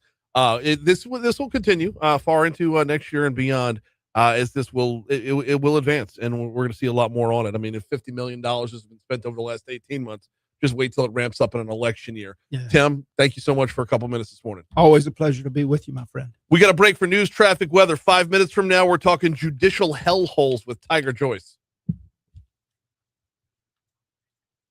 Thank you. Yeah, there's too much at risk here. We got to be respectful, but we got to make sure we get this done. It's just Yes, please.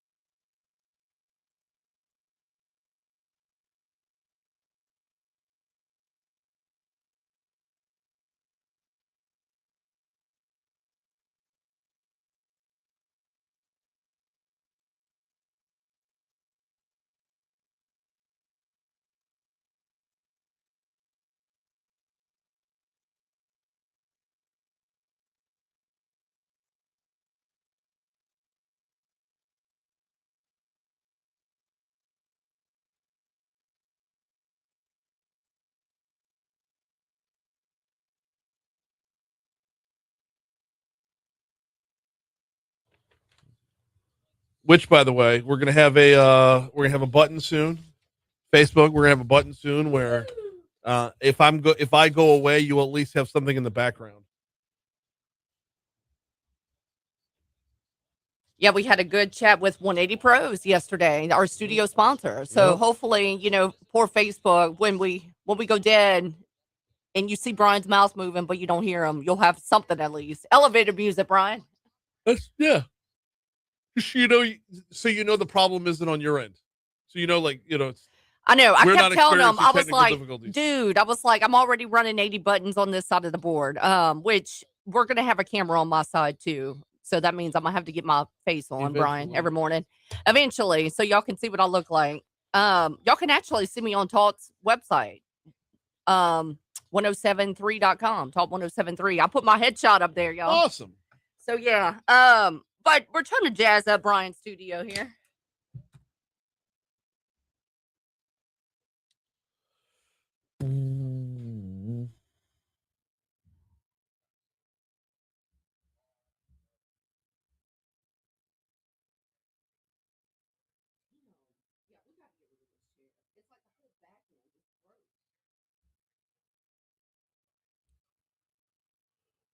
Michelle Southern, if you're still listening, the chair in the Talt Studios broke like bad. The whole back end fell off.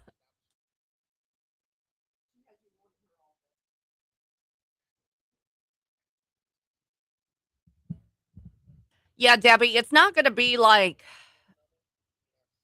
You're not going to hear the on-air commercials, but we're trying to give it a go to where you would hear, like, I don't know, jazz music or maybe in-stream commercials to some extent, because I know y'all don't like commercials, but it'll be something. It'll be something to where you don't hear there will be dead a air. commercial or two.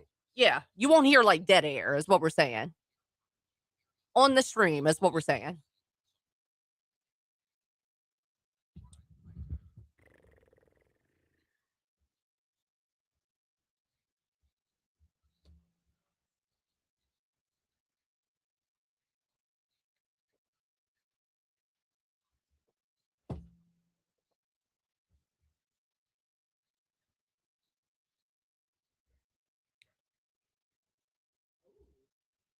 What?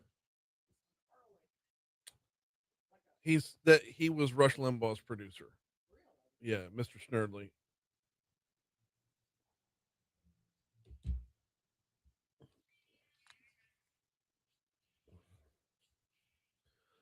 .738 Talk 107.3 FM WBRP mornings with Brian Haldane rolling right along. We pivot from carbon capture to judicial hellholes. Oh, we're in the thick of it this morning, y'all. Tiger Joyce, president of American Tort Reform Association's on the hotline right now. We both look forward to and dread this conversation every year. Tiger, how are you, man? Well, Brian, I'm great, and I hope we can have this conversation where we're talking about taking Louisiana completely off the judicial hellhole list, as we've done with some of your outlets, some outlets in some of your neighboring states. So that's what we were hoping for. All right. I'll be an optimist. Well, I tell you what, we're going to get to what's been done that can have effect in the future in a minute, but we'd be burying the headline, we'd be burying the lead if we didn't start off with where do we rank this year? Yeah, well, this year it's actually interesting because there were some positive reforms, and we kind of looked at the whole situation. We thought that basically for the entire state, we looked at both the improvements and that we put in the watch list, talking about some of the legislative reforms, that we were hopeful will perhaps be augmented by more reforms going forward, and how they're treated in the courts. But really, the big news for us was, and we put Louisiana at number 4 in the Hellholes report because of the very, very large 9-figure award in Plaquemine Parish in the seemingly endless locality litigation, as we call it, involving the energy industry. And I think for so many reasons, we as ATRA wrote to the Department of Justice after President Trump issued his executive order on protecting American energy from state overreach. Mm-hmm. We believe that the litigation that's being brought against the industry in all of the parishes is a perfect example of that. And I think, even better illustrated by the letter that former Attorney General Bill Barr sent to your state Attorney General, Liz Murrell, about these different the lawsuits brought by the parishes. He makes great points. I think he's right on target where he says that, effectively this is retroactive liability that would be ruinous potentially for the oil and gas producers, which are obviously, I don't have to tell you and your listeners, that's important, vital for the strength of your economy, Mm-hmm. and the general well-being. And also, interestingly, as General Barr points out in his letter, the state has already brought lawsuits against the federal government because this activity really goes back, I think, almost 80 years to World War II and that time frame. It attributed the coastal erosion that's that's the underlying matter here, to federal activity and natural causes. And so there's been a recovery of federal funds. So, when we look at this, we see this as such an unprecedented scenario from around the country, but particularly, from in a state that is so dependent on that particular industry, for jobs and the overall economy. We're talking with Tiger Joyce from American Tort Reform, from the American Tort Reform Association. Tiger, I tell you what, let's hit reset real quick and talk about just basically what a judicial hellhole is. Sure. Well, we highlight in our annual report the jurisdictions that we believe are the most problematic. That where when it comes to civil litigation, whether it might be a small business being targeted with a frivolous Americans with Disabilities Act lawsuit over the positioning of a railing or the utility of its website, to using this sort of large scale government litigation against an industry, and how the courts handle cases. Do they act in a balanced way? And the purpose of the report is to do what we're doing right now, which is highlight these issues. We hope very much to serve as a catalyst for reform. Two states that have been very prominent in our hellholes report in the past, some of your neighbors, Georgia and, or certainly in your region, Georgia and Florida, were at the top of the hellholes list, and legislatures in those states enacted very significant reforms. And now you don't find them on our report, other than we're monitoring the activity in Georgia. So the purpose is to highlight these issues. The list, as we were saying at the outset, you don't want to be on. We want to come back and talk about positive changes and how we're removing you and your state from the report. And I want to get into what should be next in a little bit, but let's stick with you mentioned and what makes Louisiana a hotspot. By the way, Tiger, in the time of this show, moving to number 4 is actually an improvement, because if I'm not mistaken, a few years ago we were number 1. Yeah, I'd have to go back and look. A lot of what we try to measure are the incremental changes, better or worse. We highlight certain jurisdictions, and we'll hear, well, we fell on the rankings. And my reaction is, well, as we looked very carefully at the previous year, we just didn't see any new things to add on. But the problems that persisted previously, we're still very concerned about and haven't been addressed. So, I think where Louisiana is right now, this is, this would be quite problematic. I think our message is, we hope that this is a wake up call to focus on this litigation, recognize, and as I said, you've got between the executive order that President Trump issued, the letter from former Attorney General Barr, I think all lays out the concern.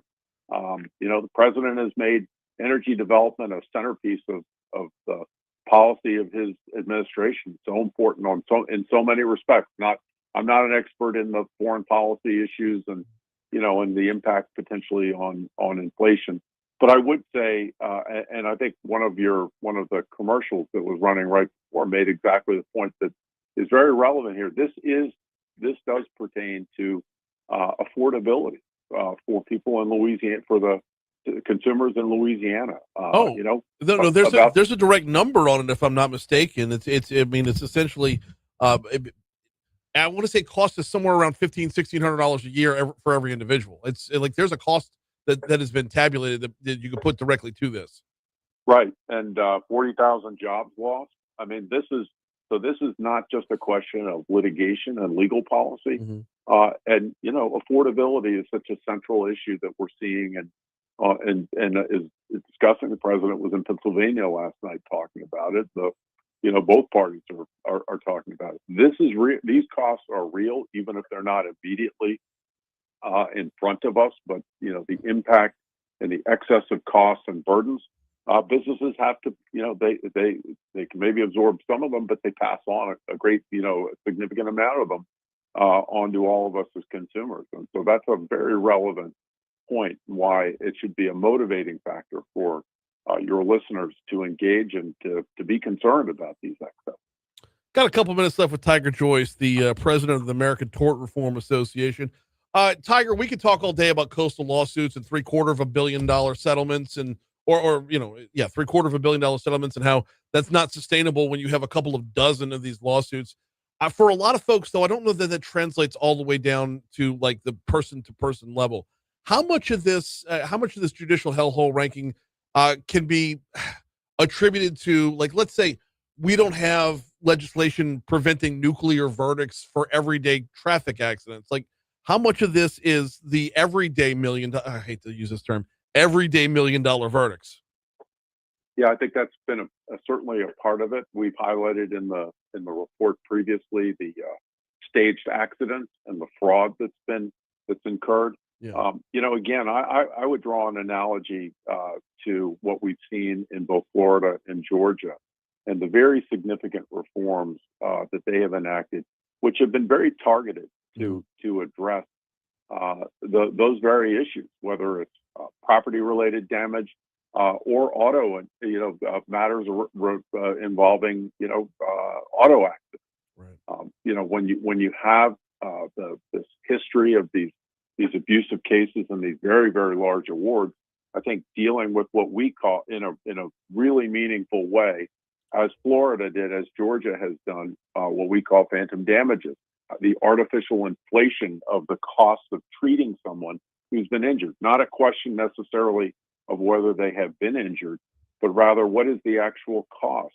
And Florida really set the standard, along with a few other states, for really dealing with how to get your arms around that. I know that the legislature has looked at that and has taken some steps, but I think more can be done, because we have seen, Governor DeSantis talks about it, the cost of insuring automobiles and homes in Florida with the unique climate-related issues, which obviously Louisiana has similar challenges. You're seeing costs. First, the insurance market stabilizes, and then you're actually seeing costs go down.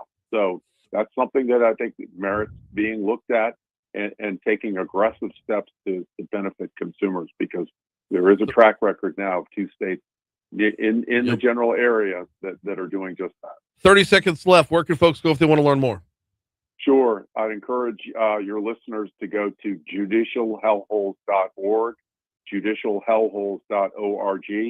We're at the American Tort Reform Association, atra.org. We would welcome questions, but take a look at the report. Got a lot of details, and happy to follow up. And I hope we can come back next year talking about some significant improvement. We can hope so. He's Tiger Joyce from the American Tort Reform Association. Appreciate a couple minutes this morning. Thank you so much. Thank you so much, Brian. Have a good day. You too. Here's your money now. Out of nowhere, the camera just shut itself off and turned all the way around. I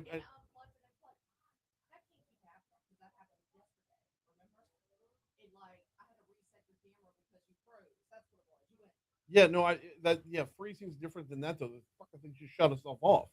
That's our bad. No, well, it's not your bad. You didn't do shit. Let me just see what Condon wants. You got this day in history ready to roll? Oh, sorry. When you see TBIH, that's just the Gotcha. I got you. That's abbreviated.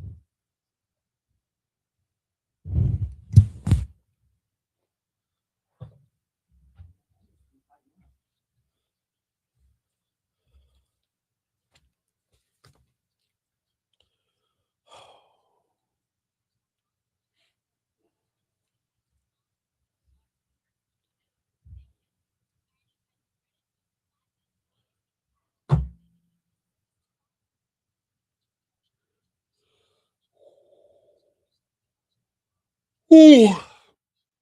Oh. Yeah, I know.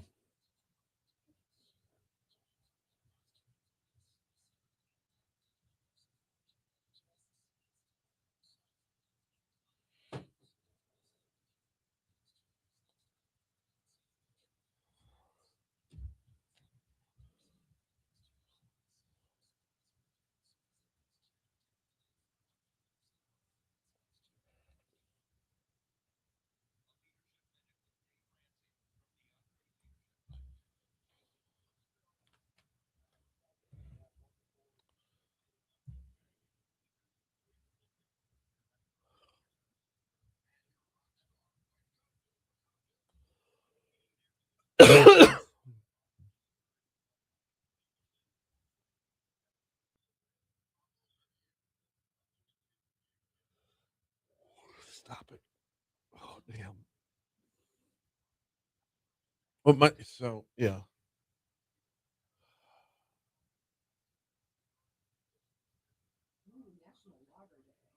Mm.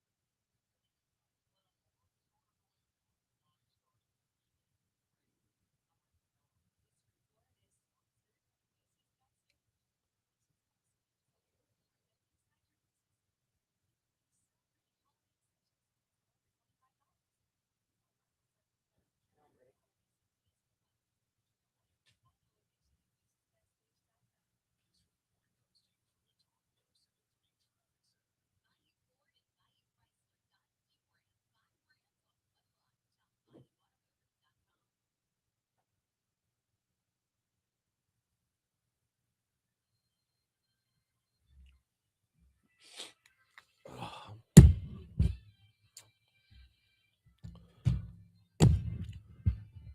755 Talk 1073 FM WBRP mornings with Brian Haldane, rolling right along. Very quickly, let me remind you about Landmark Bank. LandmarkBankLA.com is the website. LandmarkBankLA.com. I tell you every day about the service, but I often forget to tell you about just the capabilities. When you have a local bank and you have a local banker, that one-on-one relationship is unbelievably important. But so is the capabilities that they have. Nothing drops off when you go with a local bank, when you go with a community bank. If you are in this for your personal banking, you have all the access to all the quote unquote fintech, financial tech that you could possibly need. Same is true on the business side. If you're looking for online banking, online bill pay, e-statements, mobile banking, if you're looking for some business online services, we're talking cash management, online banking is offered there as well. Remote deposit capture. They've got it all. Started off at landmarkbankla.com. Time for this day in history. Let's roll. There aren't many times when going backwards actually moves us forward, but this is one of those times. This day in history. You've got to come back with me. Starting now on Talk 1073. All right, Breland, what do you got? All right, taking a look back in 1817, Mississippi admitted as the 20th state of the Union. Hey, go ahead, Mississippi. I know. 1898, Treaty of Paris, which ended the Spanish-American War, was signed by U.S. President William McKinley. Okay. 1942, the Polish government in exile issues some note to Allied governments. Basically, it was early reports of the Holocaust coming in. Oh. Yep, in Wow. 1942. 1948, UN General Assembly adopts the Universal Declaration of Human Rights. Okay. 1967, CBS officially renamed CBS TV Studio 50, and they turned it into the Ed Sullivan Theater. I've been there. Really? I've never been. I want to go. I'll tell the story when we have more time. Cool. 1971, Lucasfilm Limited is founded as a film and television production company. Awesome. 1978, the Superman movie premieres at Uptown Theater, Washington, D.C. Okay. Fast forwarding many years, 2005, 71st Heisman Trophy Award winner Reggie Bush that year at USC running back. Now, Bush later forfeits his trophy. Yeah, I had Reggie Bush winning the Heisman on this day in 2005 just because, famous New Orleans Saint. What about Of birthdays? course. Birthdays. Joe Burrow, 29 years old kidding. today. All right. Raven Simone from That's So Raven. She is 40 today. She's been on the show.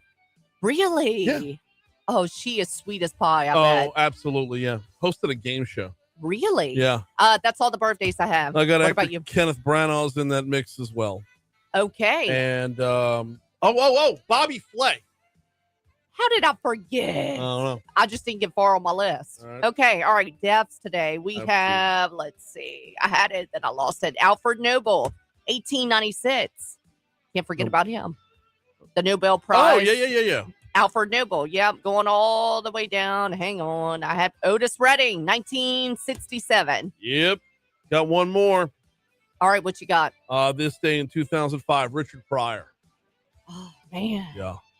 All right, my favorite day. Yes. And my beer of choice, Brian, Corona Premier with a lime and some salt. It is a National Lager Day. Okay. All right. I'll take that for sure. Hour 3's next.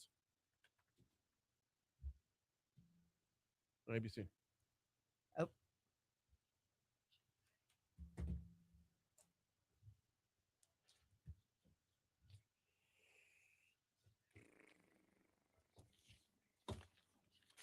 All right, I'm gonna move over a chair, and we'll get Nancy and Janice.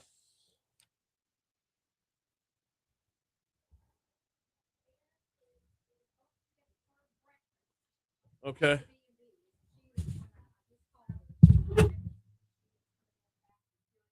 Okay. Okay. Can do.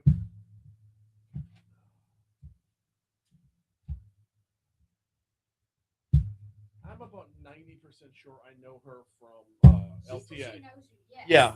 She's a member of, she's part of the Louisiana Travel Association. She's a board member of the Baton Rouge, member of LABI. LTA brings me to do my show from their annual summit every year. Yes, she was there. Yes.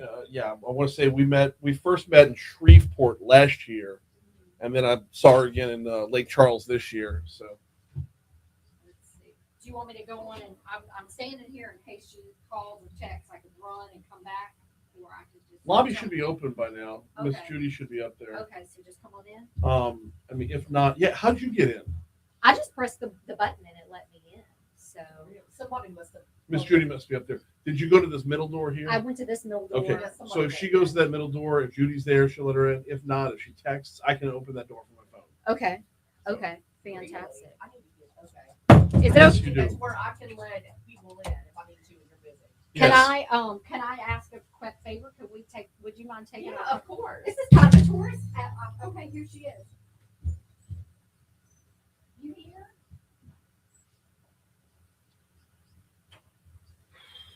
Okay. Oh, I'm gonna get my notes on the charter schools real quick. Okay. I understand. Okay. Well, they can come. Well, they can come run and get you. They can text. I said your instance.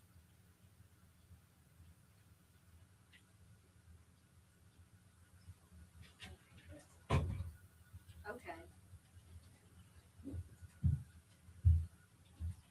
Okay. Okay. I understand. He can buzz you in, and there's a green button that will allow you to come in, but I don't want to stress you out, you know.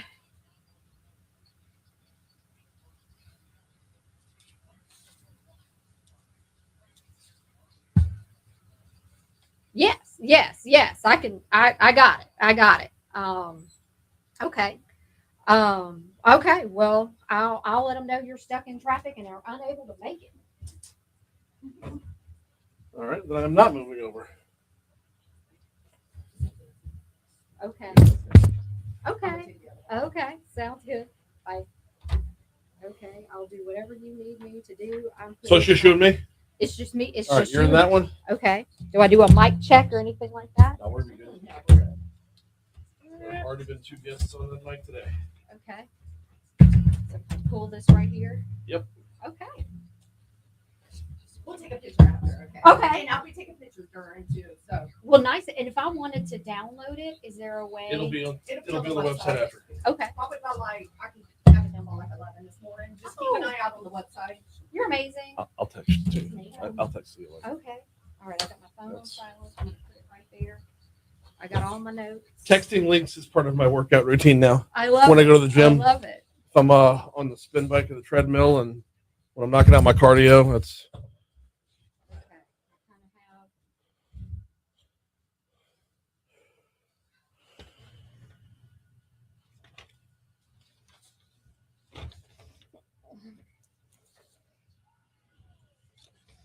Yeah, we go to the state championship tomorrow. Dunham does, and so I work for Dunham, and as a fundraiser, and so I'm grateful to be here today because it wouldn't probably be possible at any Y'all's other campus time. is ridiculous. Oh, thank you. It's We're- a great place We're to work. yeah. One of my daughter's best friends is going to go to Mercy right now. She's going to go to Dunham next year. Okay, I'll look for her. Yeah, Audrey Dalmo. Okay, okay. And did Patrick Wright work over there? Patrick Wright. Wright. I haven't had the It pleasure. might be the wrong. I might be thinking of the wrong story. But I'm in the business office a lot, and so Yeah. I haven't. Yeah.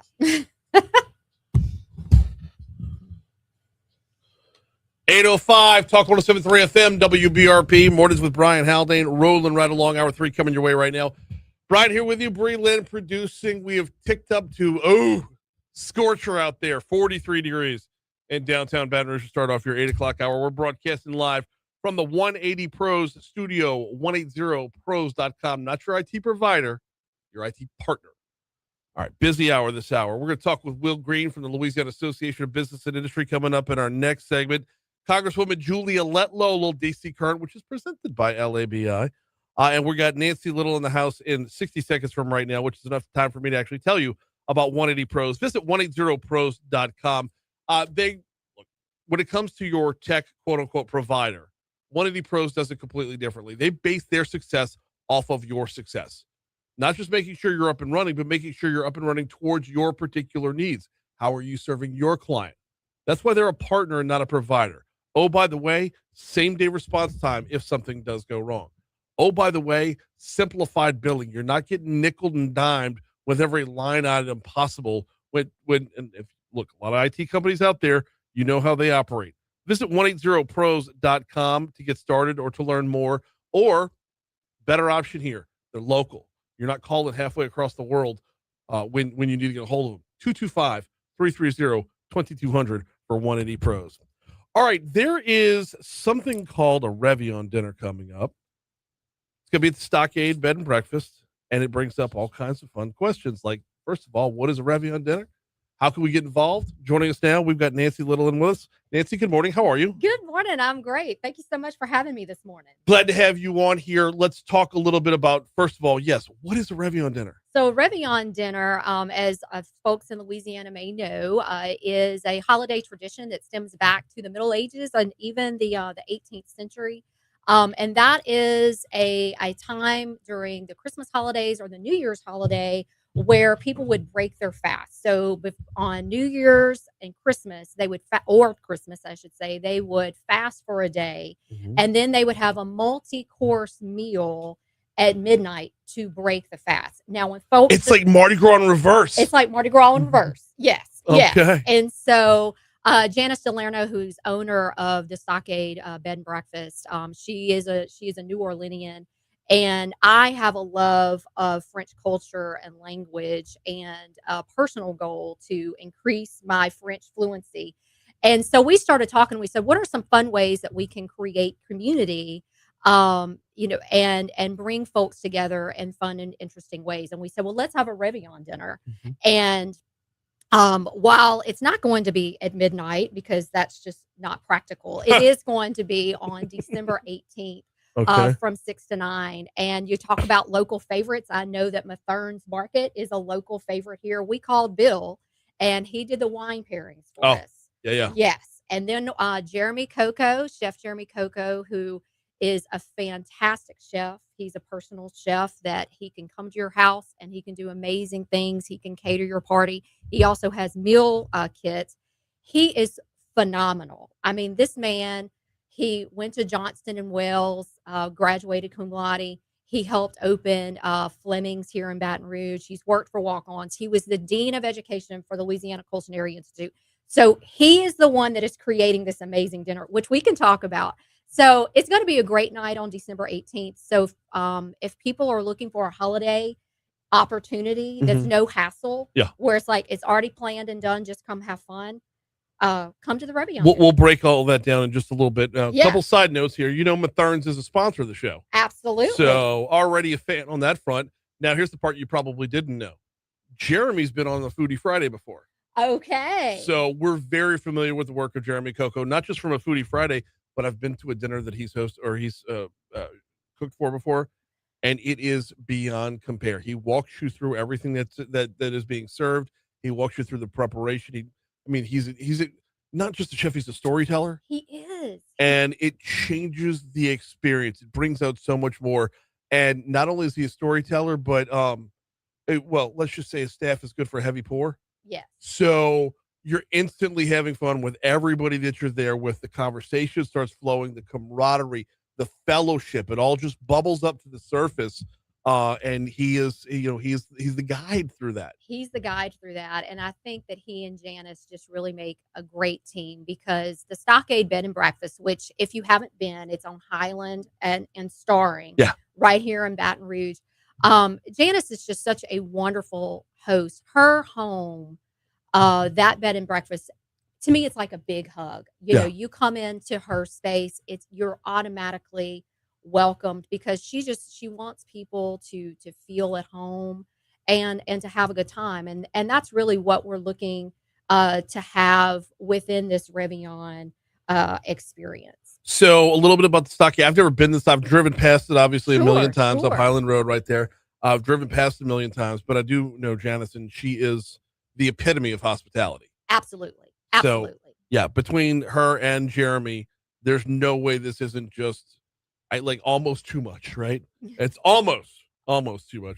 But they both know how to host. They both know how to make you feel welcome. How to, dare I say it, bring out the holidays and everybody. Bring out the holidays and everybody. So maybe a little bit of French. To be sure, let's dive in on. Can we walk through the menu a little bit? Oh my goodness, yes. As much as we can love the Stockade, or as much as we love Jeremy, the food's gonna be the star of the show here. Yes. So over the summer, we spoke with Jeremy and we said, we want to create a holiday experience that everyone can enjoy. And so we're going to start out with an amuse-bouche. That's going to be a surprise from Janice. Janice is creating that. So you're going to be greeted with some champagne and an amuse-bouche. You're also going to have shrimp and okra gumbo, and that's going to be paired with a Chenin Blanc Wagner. Then you're going to have a chopped salad with homemade pepper jelly vinaigrette. That's going to be paired with a Pinot Noir from Burgundy. Then we're going to have strip steak. I love a steak. And that is going to be paired with a Cabernet Sauvignon from Napa Valley. Included with that meal, Jeremy makes me want to make a happy plate all the time. Sometimes, as a girl who probably could lose 10 pounds, I don't want to eat my vegetables all the time. He makes vegetables mouth-watering. So we're going to have smashed red skin, truffled new potatoes, garlic bacon, Brussels sprouts.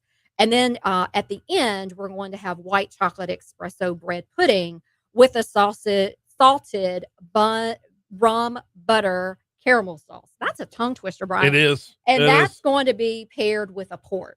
So I know that some of your listeners may enjoy a wine pairing. Some of them may not. You have the choice. Okay. If you don't want to do the wines, you don't have to do the wine. There's a lot of wine. That's a lot of wine. A lot of wine. It's a lot of wine. I'm here for all of it. All by of the it. way. Yeah, I'm doing the wine. So knowing how Jeremy operates, the pairings, I would highly recommend making sure you're in on that, because the pairings bring out so much in the flavor of each. Absolutely. And he knows what he's doing. Yes.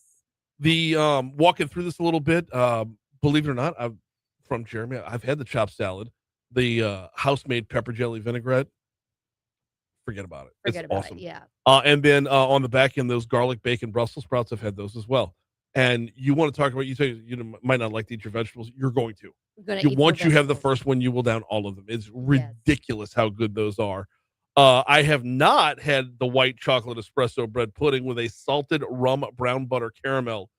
That sounds just way too decadent. That sounds incredible. And what I love is, going back to Matherns and the wine, as these are getting paired, it's a fun way to have a little tasting. And so as you're hosting your family, if there's another holiday experience that you maybe haven't, it's right down the street. It's probably in your neighborhood, and you can go get the wine. Yeah, now when I think of Matherns and the wine, I always think of the downtown location with the vault and all that.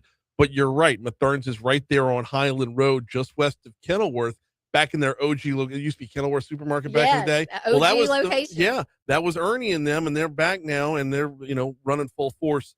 If folks want to learn more about this, we got Nancy a little for another minute or two. If folks want to learn more about this, where do they need to go? They need to go to littlebylittle.live/holiday, or they are welcome to call the Stockade Bed and Breakfast. That number is 225-281-7358.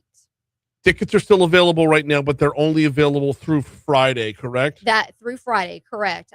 We have to give Jeremy good numbers. Oh, yeah. And so we cut it off at the end of the day this Friday, December the 12th. The event is December 18th. While we're talking about food, can I share another little thing? Absolutely. Absolutely. So one of the things that Janice and I do is every second Saturday, we host table française, a French table. And that's where folks who want to practice their French conversation. I know that sometimes New Year's resolutions, it's like, I want to increase my French vocabulary or learn a new language. So on January 10th, we're having a king cake tasting. Let's go. And so you can come and practice your French, have some king cake as well. You can go get it at Matherns if you want to, king cakes. I also know that Eloise Market and Oak Point also do king cakes here in the Baton Rouge area. So if you're looking to start a new language practice, by all means, table française, and you can see that on Codafield's website. So yes, I love my Matherns, and yes, they do good king cakes. Eloise. And by the way, January 10th is within the appropriate window to actually have king cake. We will be past King's Day by that point. So you're good to go on that front. She's Nancy Little. Give me the website one more time. littlebylittle.live/holiday, or you can also call the Stockade Bed and Breakfast. littlebylittle.live/holiday. Nancy, I appreciate a couple minutes this morning. Quick break. We got Will Green from LABI up next. That was so much fun. Eloise has been in for a Foodie Friday. Oh, good. They're one of my sponsors at Delarno. They're just so. Oh my gosh. Then you haven't experienced Shakespeare the way it's meant to be performed, because she is ridiculous. I would love that. Thank you. I have my phone right here. So I'm looking forward. Hopefully they come again so I can have some. Yes. I'm sure they will. She's here like 3 weeks ago. Well, I am. I'm so thankful, y'all. Just there you go. Awesome. Thank you so much. Y'all have a wonderful morning. I hope we talked Janice and Jeremy up, so I hope that they. Jeremy's the best. He's amazing. So y'all come did a dinner for I want to say it was the Mercy auction, and yeah, it was a friend of mine won it, and actually Franz was the one who won it. Oh my gosh! And then had it over at another friend who just moved in their house, had them host it because they just moved in and got great entertaining space and whatnot. Flawless. It could not be a better night. Oh, Oh, my So goodness. that's what Jeremy does. So Oh, he's well, awesome. he's amazing. I know him from LSU, and we were in college around the same time. Yeah. And so yes, but thank y'all for your time. My pleasure. Have a great day. You too, Nancy. Thank you. Awesome. So, what?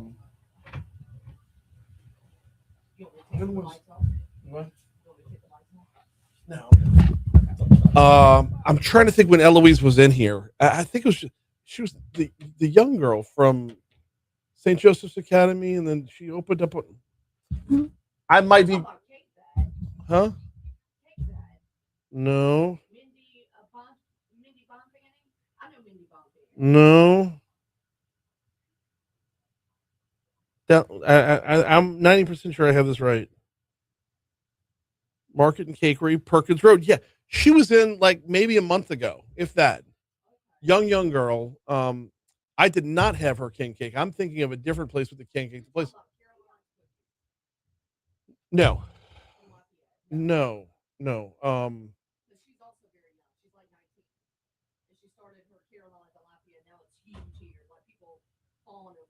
Oh, no one's picking up.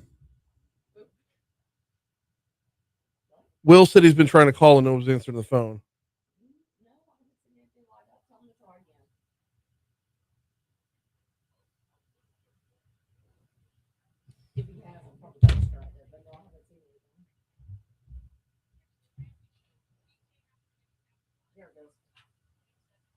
Hey, Will, I'm sorry. I haven't seen that light up. Well, oh, yep. No, you're not on air yet. We're going to come to you probably a minute now, probably in less than like 2 minutes. Okay, thanks, Will.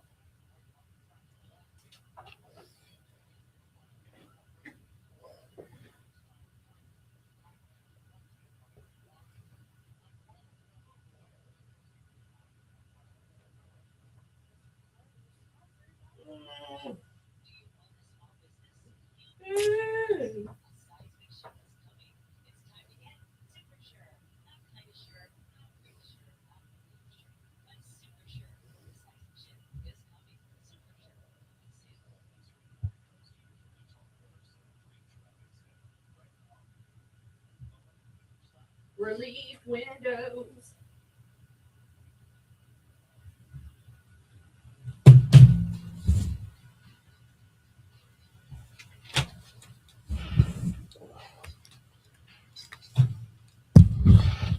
$818 Talk 107.3 FM WBRP mornings with Brian Haldane rolling right along. Ran a little bit long there with Nancy. Not a problem. We're diving right back in, getting right back on task. Welcoming in Will Green, president of the Louisiana Association of Business and Industry. Will, how are you, man? Brian, good morning. How you doing? I'm doing well on this end. Hey, we're going to talk about the annual meeting in a little bit, but before that, I want to start off with what's coming up. I believe, goodness gracious, is it tomorrow night? Tomorrow night, Brian, LABI's Golden Gala, 6 to 9 p.m., Capitol Park Museum. We are going to celebrate our black tie event, which is our 50th anniversary. It's an evening of elegance, celebration, and connection, networking style event where we are going to celebrate with friends, colleagues, legislative leaders all across the state, hopefully present and former LABI staff members who have been a part of creating years and years of growth and innovation for this state over the 50-year history of LABI, and we couldn't be more excited to really converse and gather for what promises to be an amazing evening tomorrow night at the Capitol Park Museum for our Golden Gala. I mean, 50th anniversary, a 50th birthday party, pretty amazing stuff. LABI has seen unbelievable growth over this last half century.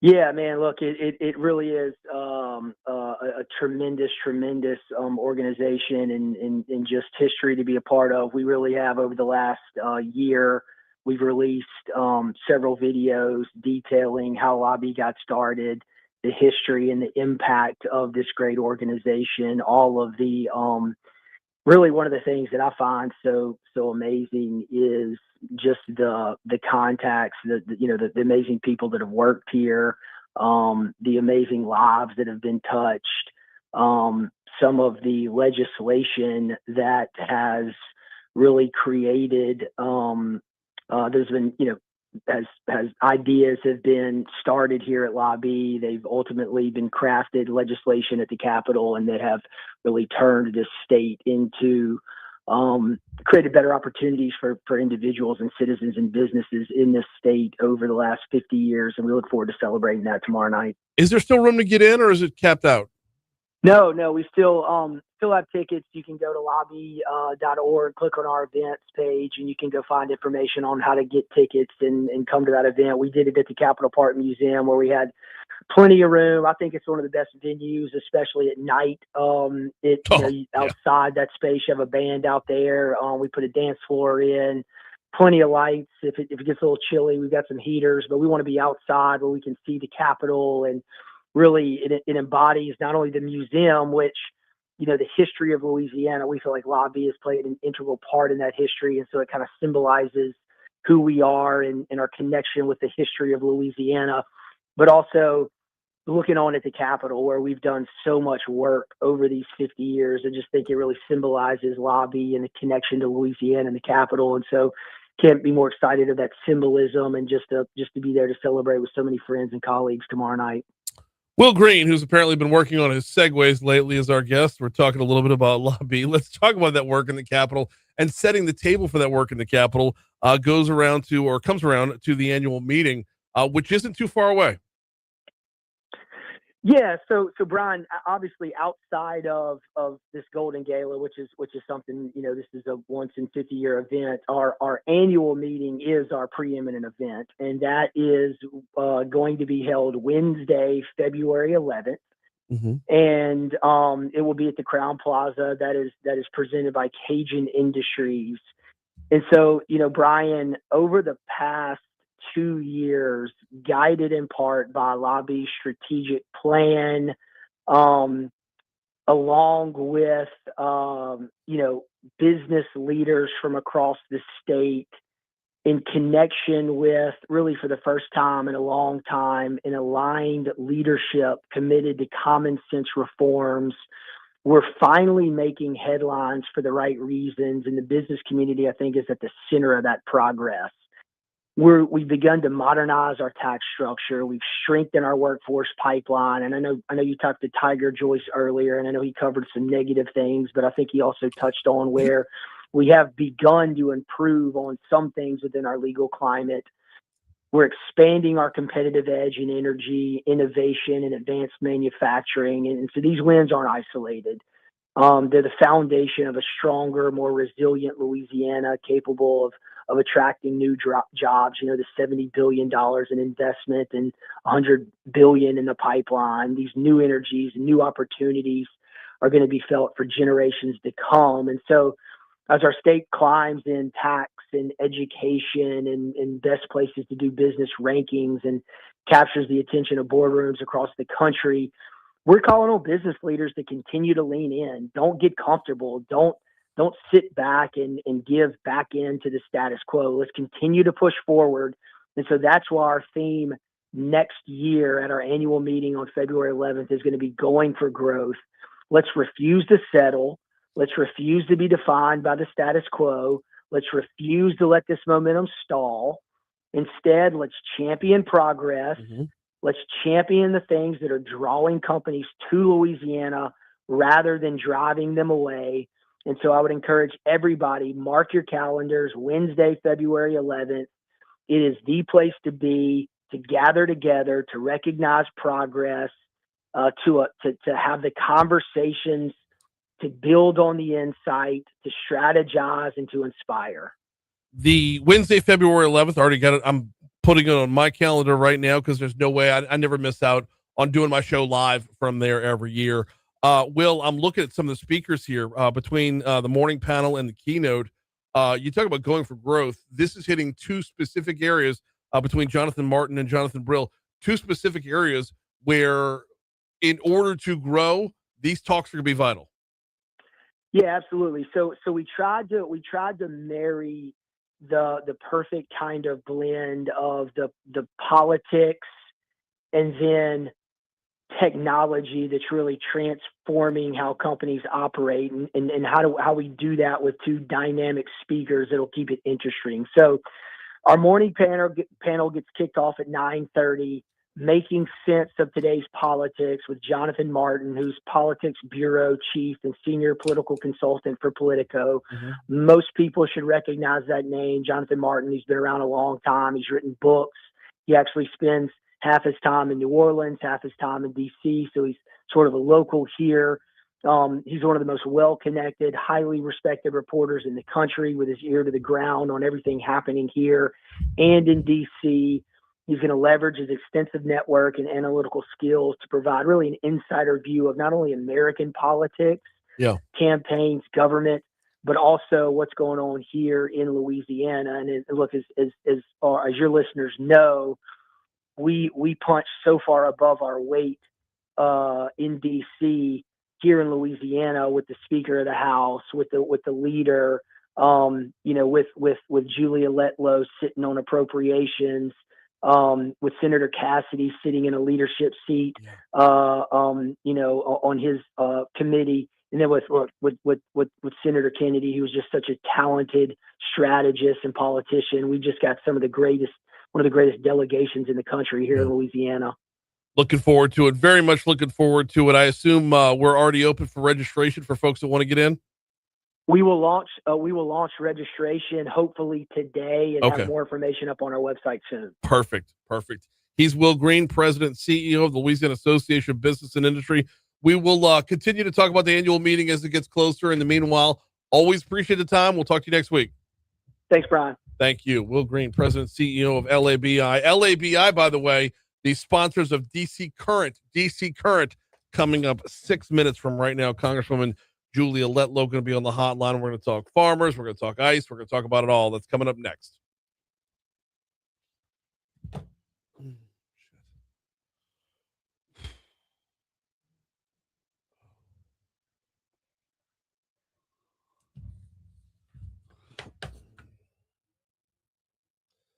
Oh, man. It's just the last half hour of the show. It's always the last half hour of the show. The coffee starts to wear off a little bit. And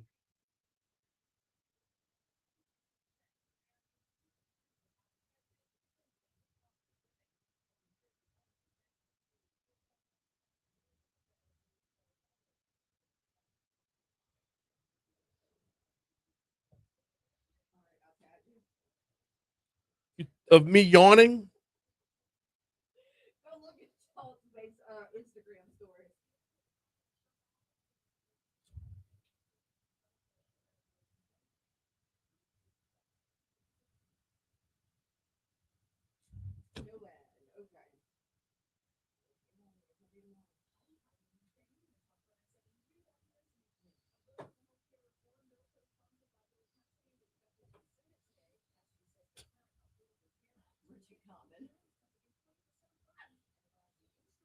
Scott Rob, you gotta do the show. I gotta go pull Richard.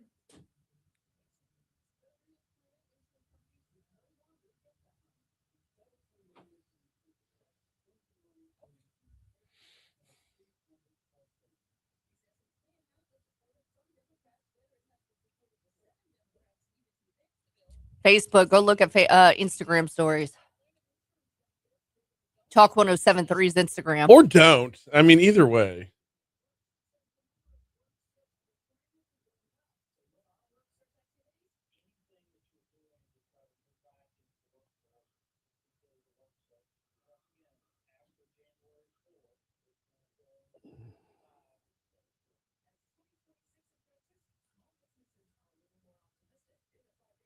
Oh, is there a way to call in? Hayden Carlos. Hmm? We have not the hotline number, but the studio number, right? Yeah. Yeah. 499-1073. We don't go to the phones and nobody ever calls. But like when I do call topics, nobody ever calls. So Hayden. I would love that. Hayden, yes. If you're still on the line, 499-1073.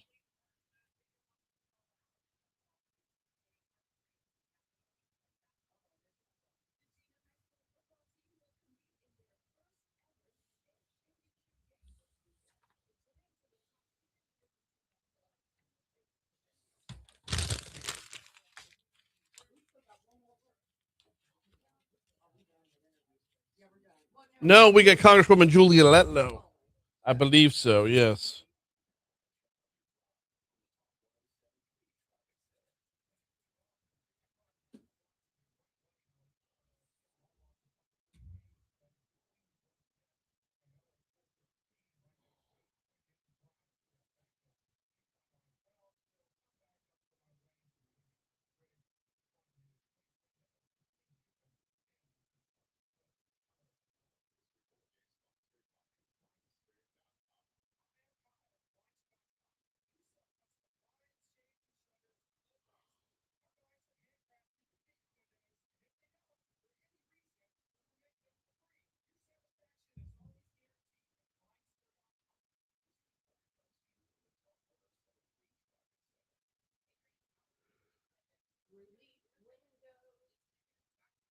Ooh, damn it.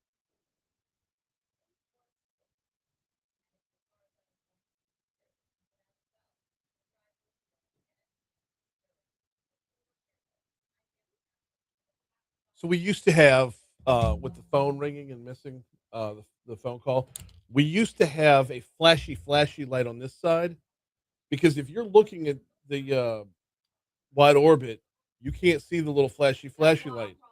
And no, I know that's exactly why you missed that call.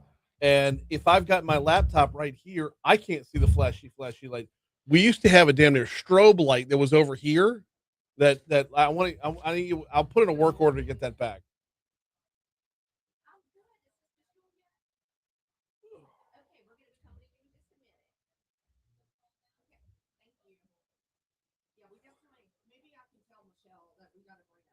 Yeah, well, there's the help desk thing that they got posted in the.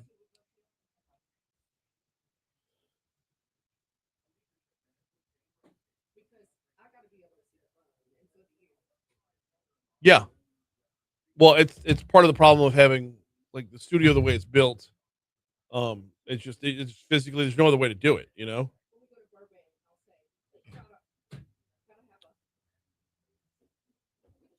That's your mic's not on for Facebook, is it? 'Cause we're not talking about Burbank. Nah, not here yet. I don't. I,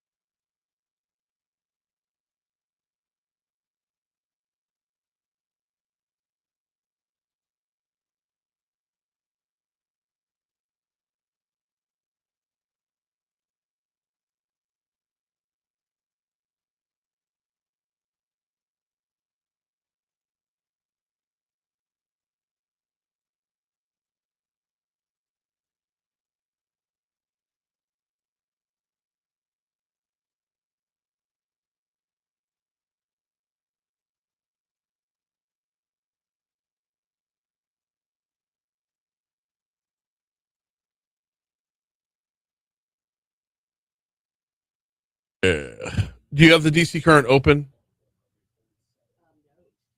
There should be one in there. Yeah, and I got to bang out the live for Louisiana. Okay.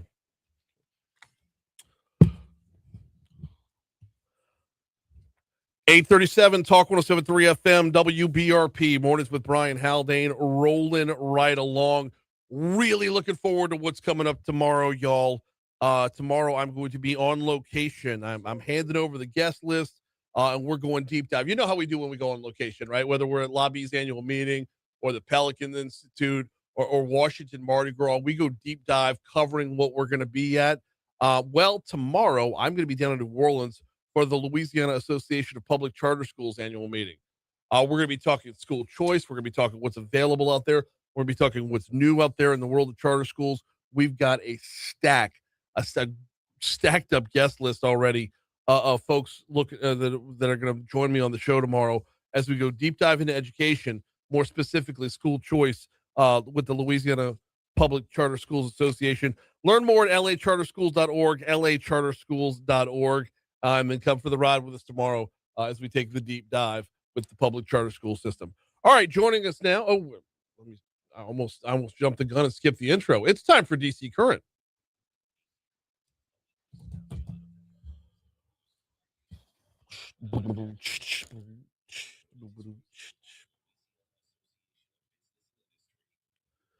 On the hotline, we have got Congresswoman Julia Letlow with us. Congresswoman, how are you? I'm doing great. How are you? I'm doing very well as well. Been looking forward to this conversation for a little bit now because we've got a lot of ground to cover. I don't want to spend a whole lot of time on it because your district doesn't go all the way down to New Orleans, but there have been some reports that ICE has made their way up to Denham, which does include your district. Just can we start off with your reaction to the ICE being in our backyard? Well, I believe that ICE is targeting the worst criminal illegal aliens in New Orleans and other places, like you just said, many of whom have been released even after committing violent crimes. And sanctuary cities refuse to partner with federal law enforcement to enforce our laws, Brian. We have to do something. And these policies have for years created repeat offenders and harmed our families. And, as parents, all we do is worry about our children. So we're now seeing President Trump do what he promised. He already secured the border, and now he's working to deport the criminal illegal immigrants. And I can't emphasize that enough. These are criminals that need to go back to their country of origin. Were you a little surprised to find them all the way up in Denham the other day? Yeah. Well, you know what? Nothing surprises me anymore. As many illegal crossings as we had with the Biden administration, I'm sure that they're going to be finding these criminals all over the country. Yeah. Yeah, and it's not a matter of when they came into New Orleans is a sanctuary city, but then you broaden out beyond there, and you're not, none of us are exempt from the problem here. It's not going to be nearly as widespread as it is down there. It's not going to be as widespread in New Orleans as it would be in, say, Chicago or Los Angeles, but there is need, to be sure. Absolutely, and that's why we kept saying, during the Biden administration, that every state is a border state. Just because we're not directly tied to the border, they're coming across and coming down our interstates, and really, it was a scary time. But I'm proud that the president and his administration are cleaning up Biden's mess. No, absolutely. And while we're not a border state, we are a corridor, to be sure. That's right. Yeah, with I-10 or the 1012 corridor, we have the infrastructure that they're looking for. That's right. That's right. Congresswoman Julia Letlow is our guest. This is DC Current, presented by the Louisiana Association of Business and Industry. Of course, you can learn more about your state's Chamber of Commerce at labi.org. Want to move over to talk about some work getting done up in DC. The president made a pretty big announcement that affects farmers, and this affects a lot of your district as well. Talk to me a little bit about money heading towards some farmers. Oh, Brian, this support is music to the ears of our Louisiana farmers. And can I just for a second give a plug to Marouge's own Meryl Kennedy Farr, who was sitting right next to the president yesterday. I don't know if you saw her during his press conference when he made that announcement, but wow, so proud, homegrown Louisiana woman rocking it on the national stage. Okay. But anyway, to get back to the announcement, yes, it is music to the ears of our Louisiana farmers. And while President Trump works to negotiate better trade deals for America, this was much needed. We know, I say it all the time wherever I go, that food security is national security, and our farmers have hit tough times. We have collected nearly $200 billion in tariff money from foreign countries this year. So it really made sense to use some of those funds to help those who grow our food supply. I know I even put legislation forward with that premise in mind. So I'm so happy that the president has moved this way, the Secretary of Ag. Many of those farmers are right here in Louisiana, Brian. I hear from them all the time, including Meryl.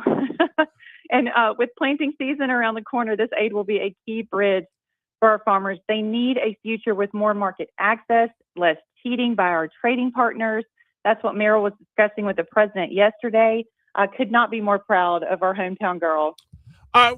This might be a better question for Ag Commissioner Strain, but what specifically, I mean, and if you don't know, that's cool. But where do we thrive? Where do we excel? And where do we need help, specifically in Louisiana?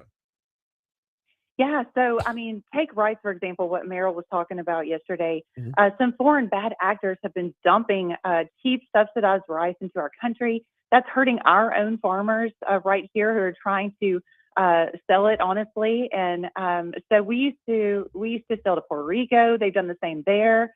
India, it's rampant. And so we need fair trade, not just free trade, fair trade. But yes, the ag commissioner can tell you all about it. He gives me an earful on the regular. In a good way. He's the best. Yes, He's the love best. him. I love him. He's a genius. Yeah, he is. And the work we do here in order to feed the world, and this is why it's so important, Congresswoman, is the work we do here to feed the world really starts with them being able to, cover their own costs right here at home. So we can't help others unless we can help ourselves. And this announcement really goes a long way towards that. Absolutely. It's a starting point, and I'm glad that we're addressing it because, again, it's a matter of national security. We have to be able to feed ourselves and put food on our table. So I'm excited that the president saw the need, and we're going to move forward. Better times are ahead. You know me. I'm an optimist. Oh, always. We got Congresswoman Julia Letlow with us as this DC Current presented by the Louisiana Association of Business and Industry. I want to talk a little bit about gas prices if we could, because it looks like they're trending in the right direction. You actually tweeted this the other day. You said President Trump and Congress are prioritizing American energy independence, cutting burdensome regulations and lowering prices for Louisianans at the pump. Walk me through about, how many times do we hear, oh, the president doesn't control gas prices? And then the rebuttal is, yes, but he controls a lot of the things that surround them or can have a hand in the things that surround them. Walk me through a little bit about your tweet and what's going to happen to help things at the pump. Well, the president can absolutely affect gas prices and our energy sector. We saw it happen with President Biden when he signed an executive order that you have to get Speaker Johnson to tell you about, because he has a story about meeting him in the Oval Office, and the president didn't even realize he had signed an executive order to cancel leases in the Gulf. But yeah, so President Trump with executive orders can walk all of that back. We put in the One Big Beautiful Bill to cut some of those burdensome regulations that happened with LNG production. And you're seeing it happen in real time. It's lowering prices at the pump. So when we talk about issues of affordability that my colleagues on the other side of the aisle seem to think they're going to hammer us with, you can see it at the pump. In Louisiana, the average gallon is around $2.50. Nationwide, it's just under $3. I remember not too long ago, Brian, when it was a lot more expensive to fill up your tank. So I'm so excited that we're getting back to energy dominance in this country. We know how to do it best in Louisiana. No one needs to teach us. We also know how to produce it in the cleanest, most efficient way. And everything is right out there in the Gulf of America. So I'm excited that the president is pro-energy, because we are an energy state, as you know. Absolutely, we are. And yes, when I say that the argument goes the president can't control prices, he doesn't just wake up in the morning and dictate what the price is going to be, but he can affect the cost of doing business for those, for those who create the energy or for those who create the fuel within our country. He can affect their cost of doing business, which does in turn affect the prices. Amen. You got it. That's exactly it. Got about 2 minutes left with Congresswoman Julia Letlow, little DC Current presented by LABI. Walk me through the rest of the year for you, Congresswoman, because I'm pretty sure this is the last time we're going to talk this year. Oh, so sad. Hey, well, I have to tell you, yeah. I'm super jealous. You get to go to New Orleans tomorrow and talk about public charter schools. Oh, I wish I was on that show. Very much looking forward to it for sure. Yeah. But yeah, so I'm looking at the calendar. I mean, we're going to be off next week, and then or our conversations will be off next week, and then it's Christmas Eve and New Year's Eve. And I don't know about you, but I ain't working those. No. Well, I have 2 really solid weeks to get done here. Again, we're still trying to get our appropriations bills across the finish line. So we're working hard up here to do that. But yeah, I have to go buy some Christmas presents. Santa still comes to my house. So I got some work to do. Okay. All right. Well, so, I mean, just kind of put a little bow on it, though. Closing up shop in DC for the holidays. What does that look like? Is it comparable to, like, let's say the last days of the legislative session here in Louisiana? Is it like a mad dash and everybody's trying to get some of the stuff done? Or, is there just here's where we push pause, we'll pick it up in the new year? What's incredibly frustrating about the federal government, I'm sure the state may be the same. I don't know. I didn't serve in the state, but it seems like everything gets pushed to the very end. They're the worst procrastinators ever. I say I'm a part of it, but I hate that everything gets truncated right at the end, right at the holidays. But nothing motivates people more to get things done and push across the finish line than the threat of not being at home with your family and loved ones during the Christmas season. So I'm hopeful we'll have some answers about healthcare. I'm hopeful we'll have some answers about appropriations bills, and hopefully this upcoming looming Christmas holiday will motivate some people to get it across the finish line, because I'm ready. You know me. No, absolutely. Sure do. And hey, right around the corner, Washington Mardi Gras is going to be coming up again. Hopefully I can post up in that rom-com nightmare of a suite that you host. I beg your pardon. My colors are pink and bashful. Totally. No, it's blush and bashful, isn't it? Yeah. Yes, it is. She is Congresswoman Julia Letlow. Thank you as always for the time. We'll talk to you soon. And if I don't talk to you before Christmas, have a Merry Christmas. Merry Christmas to you. Likewise. It's coming up on 850 at Talk 107.3 FM WBRP. Oh, yeah, for the backstory there. So I'll do my show from different hospitality suites when I was at Washington Mardi Gras, and the Congresswoman had more shades of pink than Ireland has of green. It was Congresswoman, excuse me. Interesting. Oh, it was. I believe I said it. It looks like Cupid vomited. Oh my God, she would fit right in for Spanish Town. Oh yeah, no, Spanish Town has less pink. Oh, it was. Stop. Oh, it was. I would love to see it. All honesty, all kidding aside, it was awesome. But like, I'm a guy's guy. I rolled up in there and it's like, oh my word, what just happened? It's 850. Here's your money now.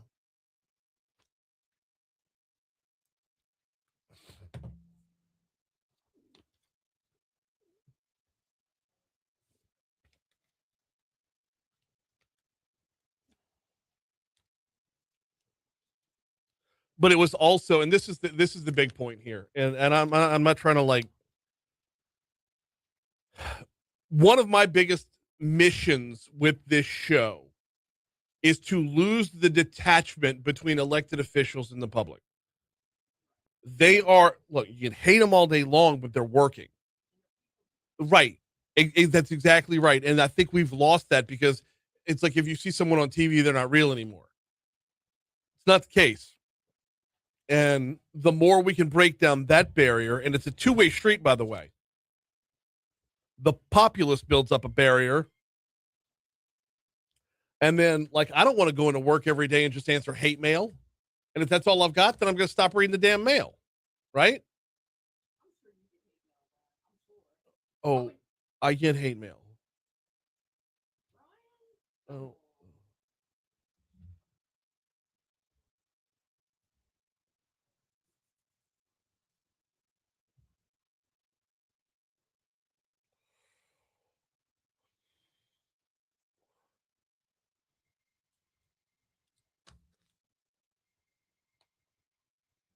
I got to squeeze 2 live reads into this segment.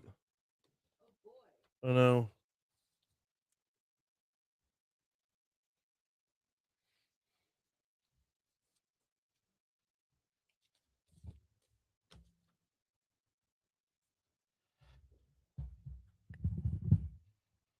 And then figure out how to talk about the damn budget.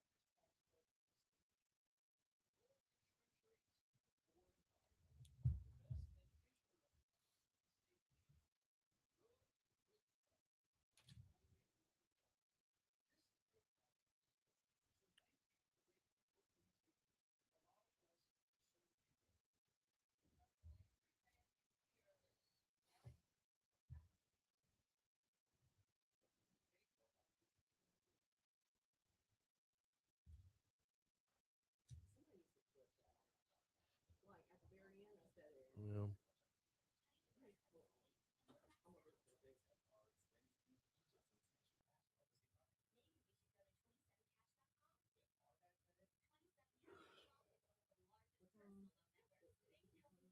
Mm-hmm.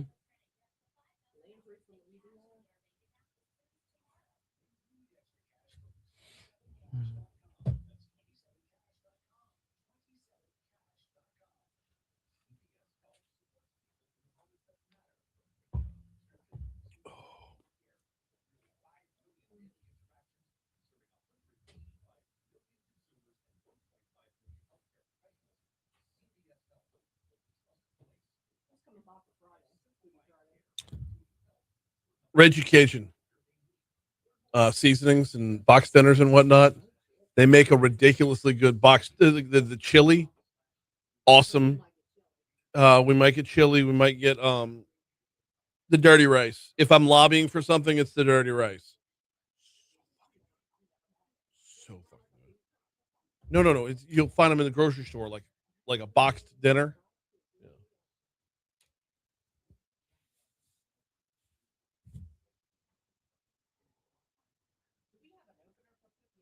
Yeah. Yeah, but it's got the sponsor tag on it, so I don't have an opening for Foodie Friday that doesn't have the Louisiana Beef Industry Council. Oh, wait, no. Raging Cajuns next Friday. Yeah, we do. Buckle the fuck up, Rocco. Oh, I love Rocco. I love Rocco. Oh, you say that now. Wait till you try to produce the show that he's on. You say that now. Wait for the train wreck that is. Oh, swinging from light fixtures. I love when he's drinking. Oh, it's even better. Drunk Rocco. He gave that up. What? Good for him. I think he did. I want to say he did. Where did you know Drinking Rocco from?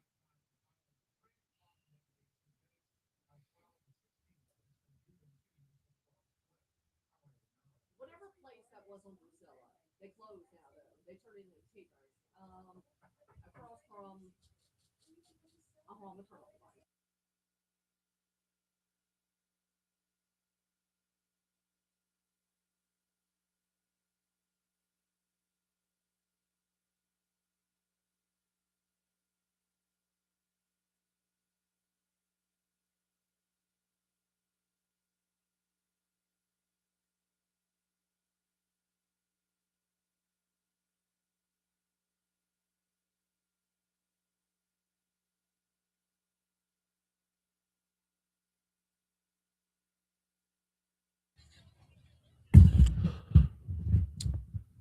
856 Talk 1073 FM, WBRP, mornings with Brian Haldane, rolling right along.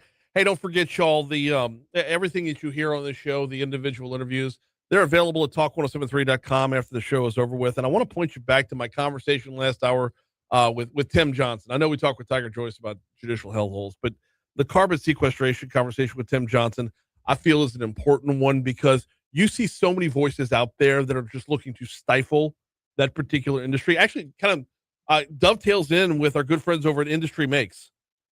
When you talk about from the shoes on our feet to healthcare products, Louisiana's industries are in the business of making everything out there. Our industries not only make the products that the world needs, but they engineer the innovations that the world demands for a safer and more sustainable future, all the while creating quality jobs, a predictable and stable tax base, better schools, better quality of life for our state. And all these things dovetail with where the future is headed with CCS. And this is why I love my partnership, the partnership here with Industry Makes. Okay. Let everybody else make noise. Industry Makes will make everything else.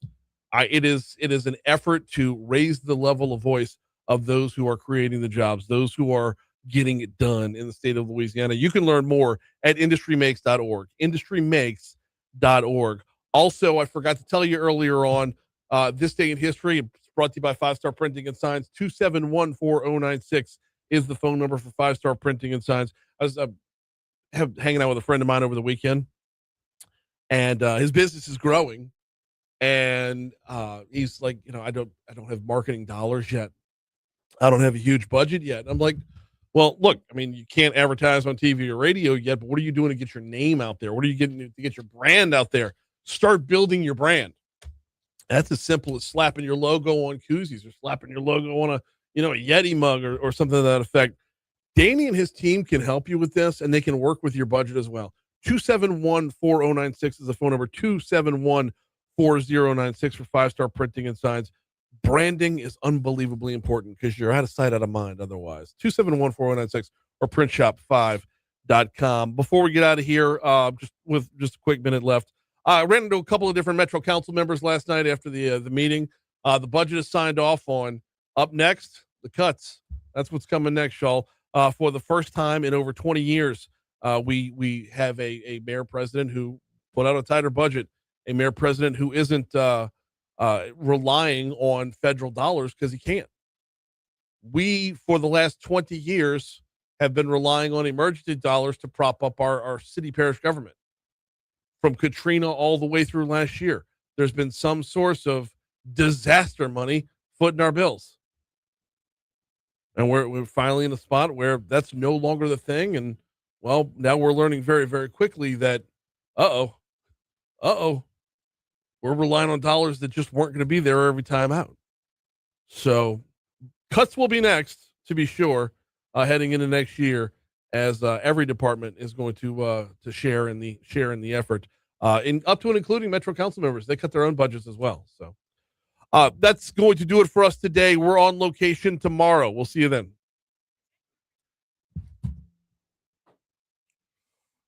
Okay.